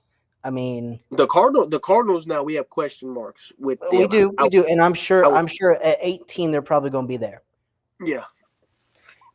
Which I mean, we can talk about the Cardinals, but really it just comes down to is Marvin Harrison going to take that next step? Is Will Johnson going to be who we thought Will Johnson is supposed to be? I would have put them at 19, and maybe I would have put the Steelers. I would put the Steelers at 17, 18, just because I believe. I think they're ranked where they should be ranked right now. And I'm saying this as somebody where we could go back. I would trash the shit out of the Saints right now. And it's because we did this shit to ourselves. And the Steelers have had every single chance to draft better, take players we knew were going to be good, and instead they took the same old. And I'm looking at it. Look, the Steelers are trying to prove to people that look, we got all these guys to come help us to try to be mediocre again. And I agree. I think they are going to be mediocre. But when it comes, if the Steelers do make a playoff spot, they're going to be a force to be reckoned with because that defense. I'm not saying because the offense. That defense is going to keep them in the games and maybe in a playoff game. They might win a playoff game because of that defense. And they still will either go 1-1 with every single team in their division or beat them. I think it's going to be they're going to sweep. They're going to sweep Cleveland, and I think they might sweep Cincinnati. However, Jamar Chase and Joe Burrow could single-handedly destroy that team. That's how good Joe Burrow and Jamar is, and they were in the 20s. But you got to think. They got better at corner. They do. They did. You can't tell me Jalen Ramsey's not a step up from what we had last year. I know he's a mess. I know he's not good in coverage, but he is Jalen Ramsey. All I know is the only time I've ever seen Jalen Ramsey play live, he had a freaking defensive roughing penalty, and then didn't play another snap the rest of the season. Then also Darius Slay, underrated. Underrated, but now he's a grandpa. He was underrated last year. He was a grandpa last year, underrated for his age. And he was still hanging. He was still hanging out there with the best of the best receivers in the league. But 18, we're saying is the Arizona. I'm going to say Arizona. 17. I'd had Atlanta at 18, Arizona at 19, and Steelers at 17. 17, I'm going Atlanta. You got to go Atlanta. Why would I have to go Atlanta? I think Atlanta has a really good roster this year. I think they have a really good roster. Young quarter. You know how much I love Michael Penix. Yeah, I know. I'll put Atlanta. I'll agree with you. I'll go Atlanta at 17. Here's why. I think Atlanta is not top 10 team in the league, but I don't think that they're a bottom half team. I think they're right around 17, 16 because if Bijan goes off this year, Bijan and Penix and Drake London. I know you don't like Drake London. Listen, you are one, and there's like a billion people that agree with you. They don't like Drake London. I don't love him. I don't hate him. I'm like the middle, right in the middle with Drake London, where I think Drake London. He's a tight end with no tight end. He could also be a with no hands. Tight end with no hands. But we're gonna see what he can do this year. I think him and Penix could be something special. I think that could be like a Cam Newton, Kelvin Benjamin. I will say this: Bijan for MVP. But I'll put the Falcons. Who are you going with? Bijan for MVP. I could see it. Where am I at? 16. Mm-hmm. I'm gonna go. I'm gonna.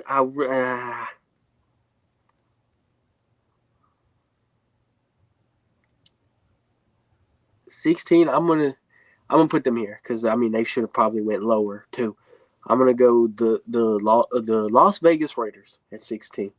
I was going to put Chargers before Raiders, honestly. I was gonna put I'm gonna put Las Vegas Raiders. I think personally, if I were making this list, it would be the Chargers here and the Raiders a little bit higher. But that's because I think Pete Carroll is going to get the most out of Geno, like he did for the past 2 years.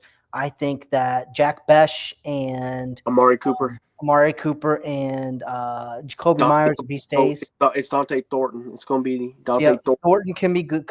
Thornton, Myers, Cooper, and Besh. The four of them, and if Myers gets traded, he gets traded. But the four of them, that's great. Ashton Genty, he could be really good. Brock Bowers, best tight end in football. Best tight end in football. Defensively, Max Crosby, top 4 edge rusher, and he's number 4. He's number 4. You got Myles Garrett. Oh, sorry, you got T.J. Watt, Myles Garrett, Trey Hendrickson, Max Crosby. Micah Parsons. He's 5. Where do you put TJ? 2 or 3? TJ's 1. Okay. TJ, Miles, Trey, Crosby, Matt, Parsons. Honestly, there could be a conversation between Trey and Crosby, though. There could. Here's the thing. Trey Hendrickson was the best player on the Cincinnati Bengals roster last year. The last 2 years. The last 2 years. Trey Hendrickson was better. If you don't count value of quarterback wide receiver, Trey Hendrickson was statistically the best. He was best on the damn Saints when he played. He's statistically one of the best defensive linemen in terms of sacks and in terms of quarterback pressures in the history of the NFL. And he's not flashy. He just gets it done. So it'd be Micah Parsons at 5, and then 6. Because he's white. Yes, exactly. And then 6 would either be homeboy from Nick Bosa or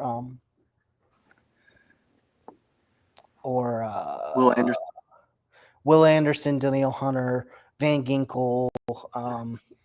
We forgot Hutchinson. Hutch. Aiden Hutchinson would be 6. Hutch. Yeah. Hutch. And then 7 would be Bosa. Yeah. But yeah, no, seriously. I think the Raiders could be really, really good this year. I think 16 is a good spot for them, though. They are. They're going to be middle of the road.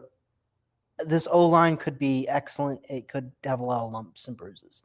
So I'm excited about the Raiders. 15, I'm going with the Green Bay Packers.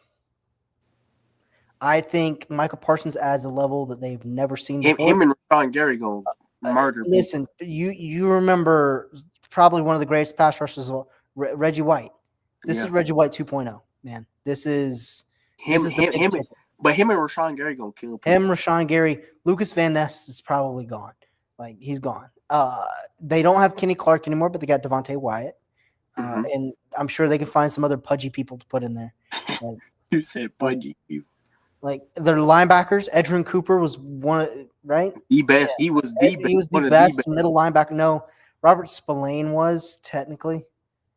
He was like 3. I think he was like 3 or 4. Edgerrin Cooper was it was Spillane, Warner, Cooper. And then Cooper, yeah. So Cooper, one of the best, and he was a second-year player last year? Second year player, yeah. Really good. And cornerback-wise, they've got some lumps. You know, I'm not super excited about their corner room, but they got Xavier McKinney, the best free safety in football last year. Yep. And, I mean, their strong safety is their strong safety, you know.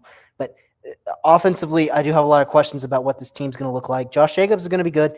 Tucker Kraft's going to be a damn good tight end in terms of what he can do. Him and Luke Musgrave both. And Musgrave. I'm just worried about is it going to be Golden, Watson, Dobbs, Wicks? They have named Watson, Reed, and Golden as the 3 starters. And then you got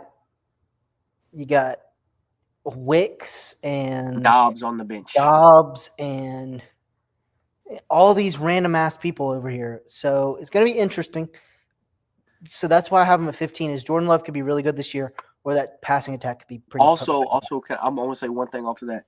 Can the receiving core stay healthy? Christian Watson was out almost all of last year. Jaden Reed was out half of the year. Dontavian Wicks was out half of the year, and Romeo Doubs was also out half of the year. Yeah. So and Matthew Golden is also injury prone. So can these receivers stay healthy long enough for Jordan Love to get the football out? 15 could be incredibly low, but it could also be way too high. So we're at 15. You got pick 14. 14. I think I'm gonna. I don't know if you would agree with me on this, but I'm gonna go the Houston Texans at 14.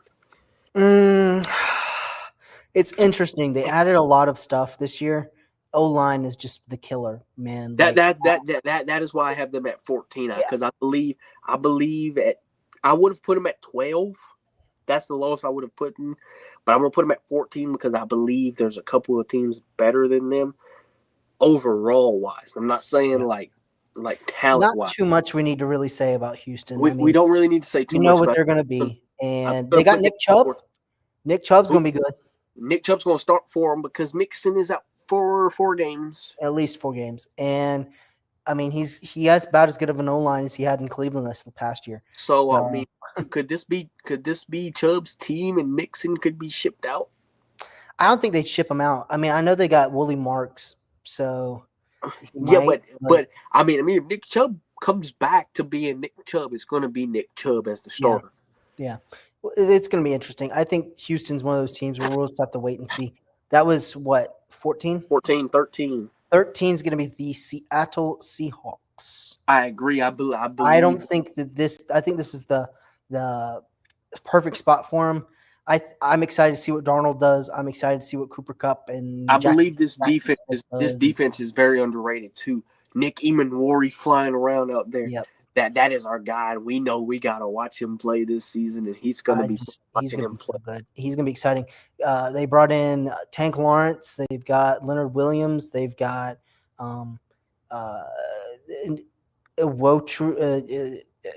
what's his name? Chinonwosu, and they got Josh Uche still, right?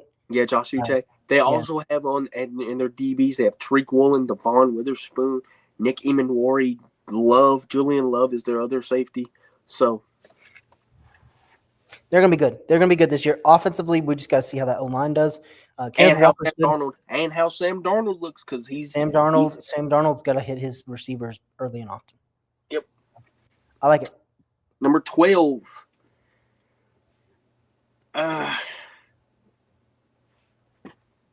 I really don't want to put them this high, this low, because I think they are a top 10 team. But at 12, I'm going to put the Minnesota Vikings in here. I would have gone LA Chargers. I would have too, but I think they can go at 11 because this is the Minnesota's the only thing against them is JJ McCarthy. That's what I was about to say. The only sole reason is I don't know what I'm going to get from JJ McCarthy. The defense I know is going to be phenomenal. Justin Jefferson got his buddy back in Adam Thielen. That they're going to be a duel. When Addison comes back, they're going to be tough to stop. Hockenson is healthy. They got Aaron Jones in the backfield. It's just, can JJ McCarthy be that guy to get them the football and be the controller of this offense? I don't know because we haven't seen him play. He was out all last year, but he did learn, sat behind Sam Darnold.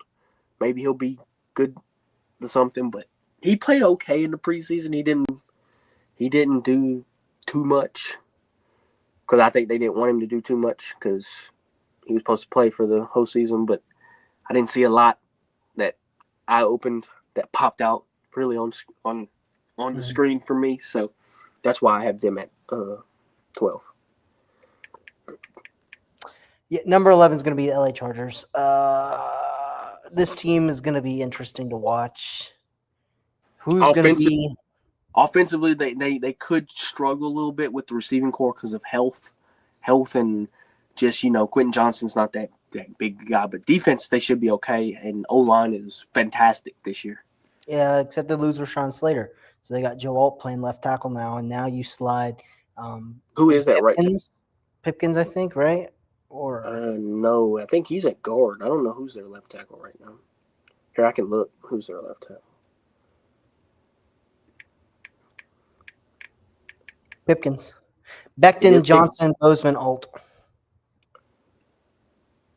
Is Pipkins okay? Pipkins. I mean, I know he's played a good bit of I mean, guard. you could see maybe a Jedrick Wills come in here and move Joe Alt back to right. Maybe potentially. I think if Wills comes in, he's going to play right tackle, but I think Alt's going to take that left tackle spot for this year and then move back, hopefully. But When Slater comes back, yeah, this team's just like it's going to give me a headache to watch them play football. because they gonna run the football with Najee Run the Harris. fuck out of football. Derwin James is one of those overrated players in the league. I hate He's saying a that, hard but hitter. he is. I will say he is overrated, but he is one of the hardest hitters in this league, though. He is, but that's all he does, and half the time he misses the shit. Like Yeah. he can't hit all the time. He's not a great coverage. He's not a great coverage guy either. So now number 10 for me, I'm not surprised that they're here, but I'm kind of happy that they're here. The Chicago Bears. Yeah, that's a good spot for him, probably. I'm kind of happy for them to be here because Ben Johnson at the helm. I think this team's going to be absolutely deadly, especially offensively. Maybe we see a jump from Caleb Williams. Maybe MVP season loading for Caleb Williams. Maybe not. Maybe he has a sophomore slump, but he wasn't that good as a freshman or a rookie. So we might see a good sophomore season. I think Luther Burden's going to help him a lot. Colson Loveland, Cole Kmet, DJ Moore, Roma Dunze. The only problem I have is with that run game. DeAndre Swift is not the guy I would really want. If they can go out and find somebody that can produce in that running game, that can truly be the runner, I think they'll benefit from that. But DeAndre Swift is not the guy for you to run. He's more of a pass catcher, which I like. I like him if he's going to pass catch, but when he runs the football, he's not that good. So 9. And a new revamped O-line, so. Yeah. Oh, no, I don't want to say that yet. Number 9. There's a lot of good teams here. That's what we're getting down to is the nitty-gritty. I'm going to go with the Tampa Bay Bucks. Oh, yes. Baker Mayfield look good. He's good. Mike Evans is good. Chris Godwin is good. They got a good team. It's just Todd Bowles not the best coach, and a lot of injuries. Wirfs is going to miss the first 4 games. They didn't put him or Godwin on IR, 3. so they can continue to practice. 3. Godwin's back though. Godwin can play. He's not going to. He's going to be out until at least probably week 3. But no, Godwin can play. Godwin, they kept him on the 53. They kept both him and Wirfs active, and they didn't IR them, so they could continue to practice. Godwin's scheduled to play week 1. Wirfs is not scheduled to play till week 4. We'll see what happens. But regardless of that, Emeka Egbuka comes in. He's going to be wide receiver 3 at least. If not, he's going to be wide receiver 2 or even wide receiver 1 if Evans gets hurt. Defensively, they cut Shiloh Sanders. No, he's trash. They didn't make a ton of great moves. They let go of some of their players that weren't performing up to speed. It's going to be interesting because the core of this team is the same. You know, we've got Wirfs, we've got who's their tight end? Oh my God, Cade Otton. You got Wirfs, Otton, Mayfield, Evans. Godwin, Shaq Barrett, McMillan. No, I'm just talking about their core principal people. Vita Vea, David, Levante David, Shaq Barrett, and they don't have Shaq anymore. He retired. Him? He retired. He retired. Good. But yeah, no. They got the core. Yaya Diaby as well. This team's core, the floor for them is 3rd in the AFC, in the NFC South. What? We forgot about Jamel Dean. Yeah, but what I'm saying is the core players that they have, their floor is 3rd in the NFC South. Their ceiling is a Super Bowl. So 9 is perfect. And I believe that they could be a really, really, really good team, though. They could. Really. Number 8, not of a lot of impressions on this team. I think this team has taken a step down. And most people will be like, oh, you're crazy for putting them here. I'm not. Everybody has seemed to figure them out And I think they will figure them out more this year. And I should put the Denver Broncos here, but I contemplated about putting the Denver Broncos or the other team in their division here. And I know Bennett might think I'm crazy for this, but there is holes. There is holes on this team. The Chiefs and Mahomes. Yes, they can prove to people that they can be the best. But I was gonna put them where I put the Bucks. I think there is holes in this team. I was gonna put the Chiefs at pick 8 or pick 9. People are starting to figure them out. So I think Mahomes is the best quarterback in the league, but I think that their O-line looks pretty bad. Their O-line is rough. Their O-line looks rough. Travis Kelce's on the wrong side of 30. He looked terrible last year, and they just didn't sign anybody who's supposed to be his backup. And then Rashee Rice is out for 6 games. 6 weeks, gone. Like, there's your entire wide receiver. David Worthy, he might be hurt, might get hurt, might not. Juju Smith-Schuster is their wide receiver 2. Yes, and their wide receiver 3 is no, their wide receiver 2 is Hollywood Brown. The wide receiver 3 is Juju. Whichever way you slice it, you walk out, you trot out Xavier Worthy, who weighs about as much as a wet napkin. You bring out Juju Smith-Schuster, who has more CTE than brain cells. And then Marquise Hollywood Brown. You tried out Hollywood Brown, who has not lived up remotely to Hollywood. He is Hollywood, Florida Brown. And can't catch a football. No, he's Hollywood, Florida. Like, he's trash. And you got the man who's married to a poet. You got Kermit the Frog, and then you got the Walrus out there. Like, that is not what you want to see anymore. Now, barring be a hot commodity. Pacheco's their best player, honestly. But barring Kelce defensively, Mahomes. Honestly, their best player on that team at any given point. Chris Jones. Him and Karlaftis, without a doubt, and Trent McDuffie's good. Their defense is great. I will say Steve Spagnuolo, if it was just about defense, they'd be number 1. Jalen Watson, the corner, Jalen Watson, is phenomenal too. I would say that. So I'm fine with them at 8. I wanted to put the Broncos ahead of them. Look. People are going to hate, and I thought you were also going to hate me putting them that low because Mahomes is the best quarterback in football. No questions about it. But I just think that there's this O-line is ugly. Defense is going to be great. Don't get me wrong. But can Mahomes be Mahomes now? Mahomes got to be a true quarterback. He doesn't have receivers that I think are going to amount to nothing. Xavier Worthy going to be good. I know because he was good last year. Yeah. Juju Smith, garbage. Hollywood Brown can't catch a football to save his damn life. And Rashee Rice was good when you had him, but he hasn't been on the field in over damn near 2 years. So, yeah. And then you have Travis Kelce on the wrong side of 30. So, Mahomes, you've got to prove with this receiving core and Travis Kelce on the wrong side of 30 that you can take this Chiefs team and be number 1 in the entire football league. But I don't think that's going to happen. Number 7.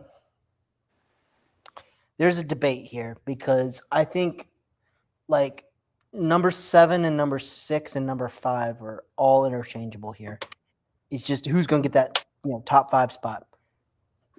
I'm going to go Washington. Here's the thing. I think personally, it's between Washington, the Rams, and the Broncos. It's one of those 3. One of those 3 is going to be top 5. And I'm picking Washington because I want to see more out of them. And if I rank them this low and then they're a top 5 team this upcoming season, I can go, well, we had them out of the top 5. Like we were wrong about them. We were wrong. They're good. They're better than what we expected them to be. And I expect a hell of a lot out of them at 7. I expect a hell of a lot more. I did about it. I really can't wait to see what Washington does this year. They have a better roster than they did last year, offensively and defensively. So I expect nothing less than 7. From the best. Nothing less than 7. Nothing less than. I'm going conservative here, but I think the next 2 is going to be some sort of combination of Denver and LA Rams. Actually, I'm going to change it up a little bit more. I do agree that I think that Denver and the Rams should be here, but I think everybody's sleeping on the Rams. The Rams is my dark horse Super Bowl pick. I don't think they're going to be number one, number two, regardless, because Philly's there, Baltimore, Buffalo, Detroit's also up there too. But I'm here. I'm actually going to change it up on you here. I'm going to put, and I hate doing this because they have such a good team, but they can't stay fucking healthy. And I think that's what's going to hurt them again this year, and they lose both of their coordinators who helped them out. I hate putting them this low, but I got to see what both of their coordinators can do first before I can put them back in the top 5. I'm going to put the Detroit Lions here, and I love Detroit, but I agree. It hurts me to say that just because they did lose Ben Johnson, probably going to turn the Bears around, franchise just in like 8 games. He's going to turn it around, and then you lose Aaron Glenn, probably the best defense coordinator you've had in quite a while, or ever actually, because you used to be shitty. So ever, I'm gonna put him at 6. The O-line question, I got a little bit of questions. I mean, you lose Zeitler, you lose Ragnow, I think is who it is. Yeah, you lost Ragnow, you lost Zeitler. You've got Decker, you've got Penei Sewell, still probably the best tackle in football. When he's if he's on, when he's on, he's probably the best right tackle in football, barring Lane Johnson maybe is the other right tackle in football. Mm-hmm. He's probably the next best behind him. And then I don't know who they've got playing left guard. Left guard's Mahogany, right? Or right guard? I think Mahogany's right left guard. Left guard is Is it Jackson? It's Glasgow, because center is no, I thought Glasgow was moving to center.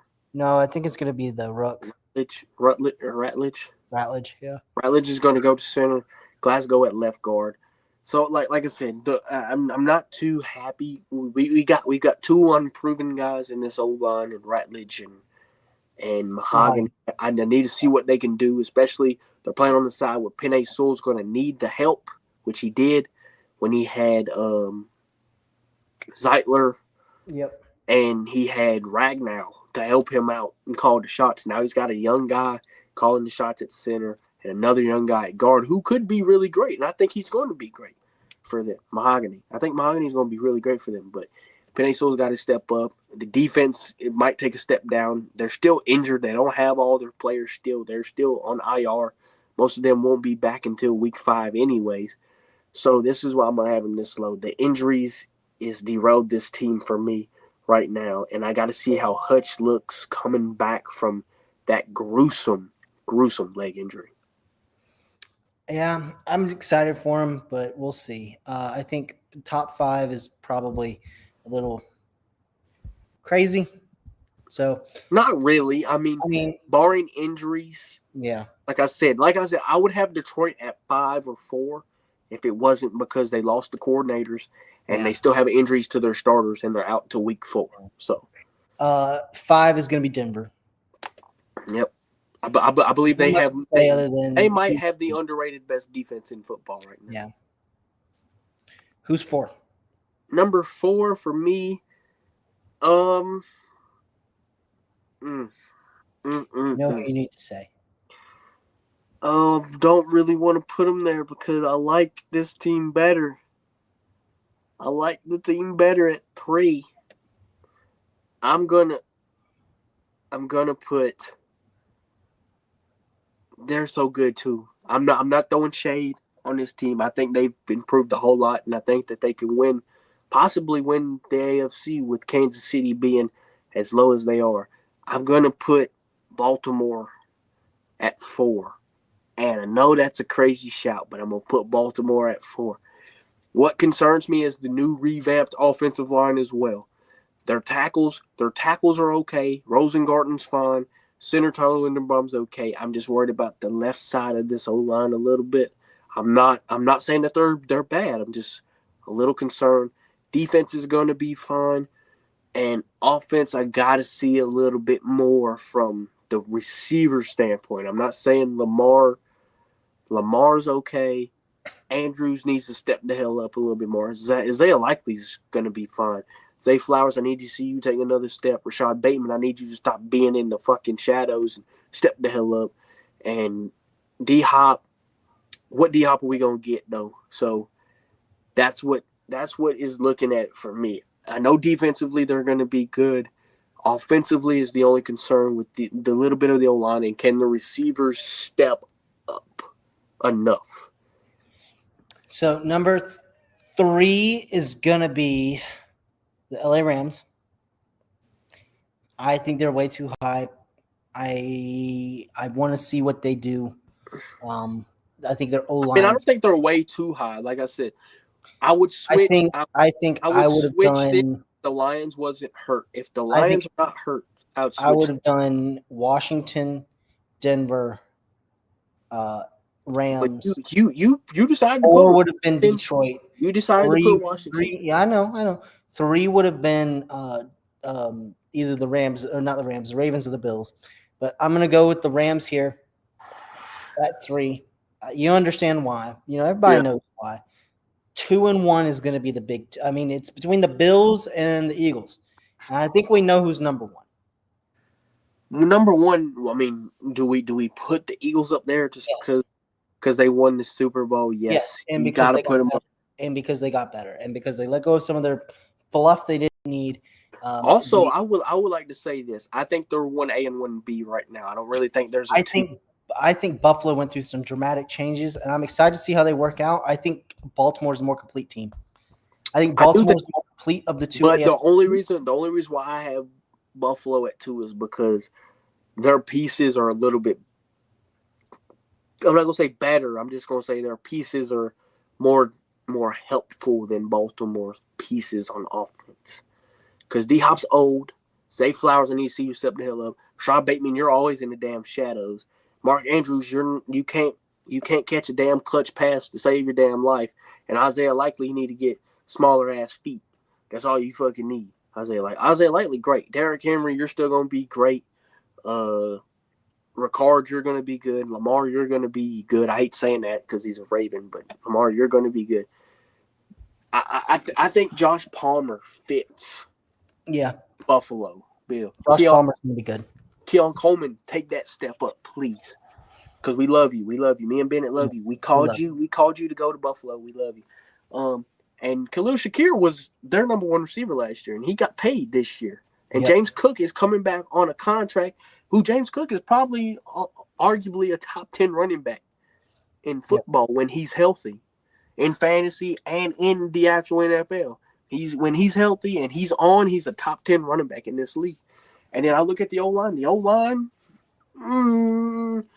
but they got it done last year, so I'm not going to complain about that. And Josh Allen is the MVP, so it's up there. The defense is the only concern I really have because I don't know how they're going to mesh. They got a bunch of new guys, and there's a whole lot of new faces. But I said that last year, and look what they did with a bunch of new faces on their defense. They overachieved.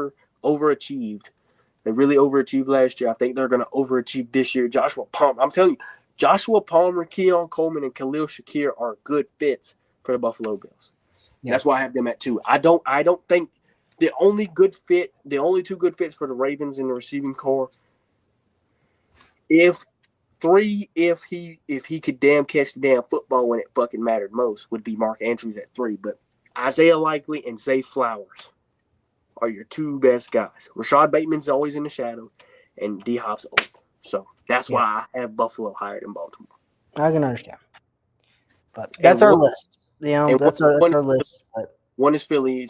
No need to explain. No need to explain, really. No need to explain the top 2. If you don't like it, you don't like it. But at the same time, like, we could be sitting here this time next year and we're like, man, Washington, man, Chicago. Rams. Because I think Rams. But here's the thing with the Rams is they don't have a backup plan to Stafford, and Stafford retires, they're done. I'm telling you, if I'm McVay right now, I know. Anthony Richardson, please. I'm calling the Colts. I'm calling the Colts and be like, look, we'll give you a 4th round pick. Give you a 4th round pick. We'll give you Jordan Whittington. We'll give you a 4th round pick, and we'll give you Jimmy. We'll give you Stetson Bennett. Look, we'll give you a 4th round pick and and Stetson Bennett for Anthony Richardson and a third. Boom, done deal. I wouldn't. If I were the Colts, I'd be like, we'll give you Anthony Or Richardson. fifth. Or fifth. I want a third. I want a second round pick, and I want, and I want either of Garoppolo or Bennett. You get Bennett a fifth, a Bennett on a fourth for Anthony Richardson and a sixth. That's negotiable. That's negotiable. I know it's negotiable, but you're not going to get a second. I don't think you would get a second for Anthony Richardson. I'd try. That's the starting price, and then I'd backtrack. The Rams would be the type of person to do that too. Give him a second or a first for Anthony Richardson. They give him a first because they don't give a fuck about their firsts. They don't, because that's the way that this is gonna shape out. I hope it's a good season. I do too. I'm excited. Always looking forward for the next people. I'm excited for Thursday and Sunday. Pittsburgh opens up the year with the Jets in New York. So Rodgers' revenge. Maybe. Or is it Fields' revenge? True. So we'll see. But this has been Inside the Cage. I am your host, Brady Johnson. Here with me, as always, the man, the myth, the legend, the brother of Cowboys tight end, former ex-brother of Carson of Miami starting quarterback Carson Peck. This is all. Peace.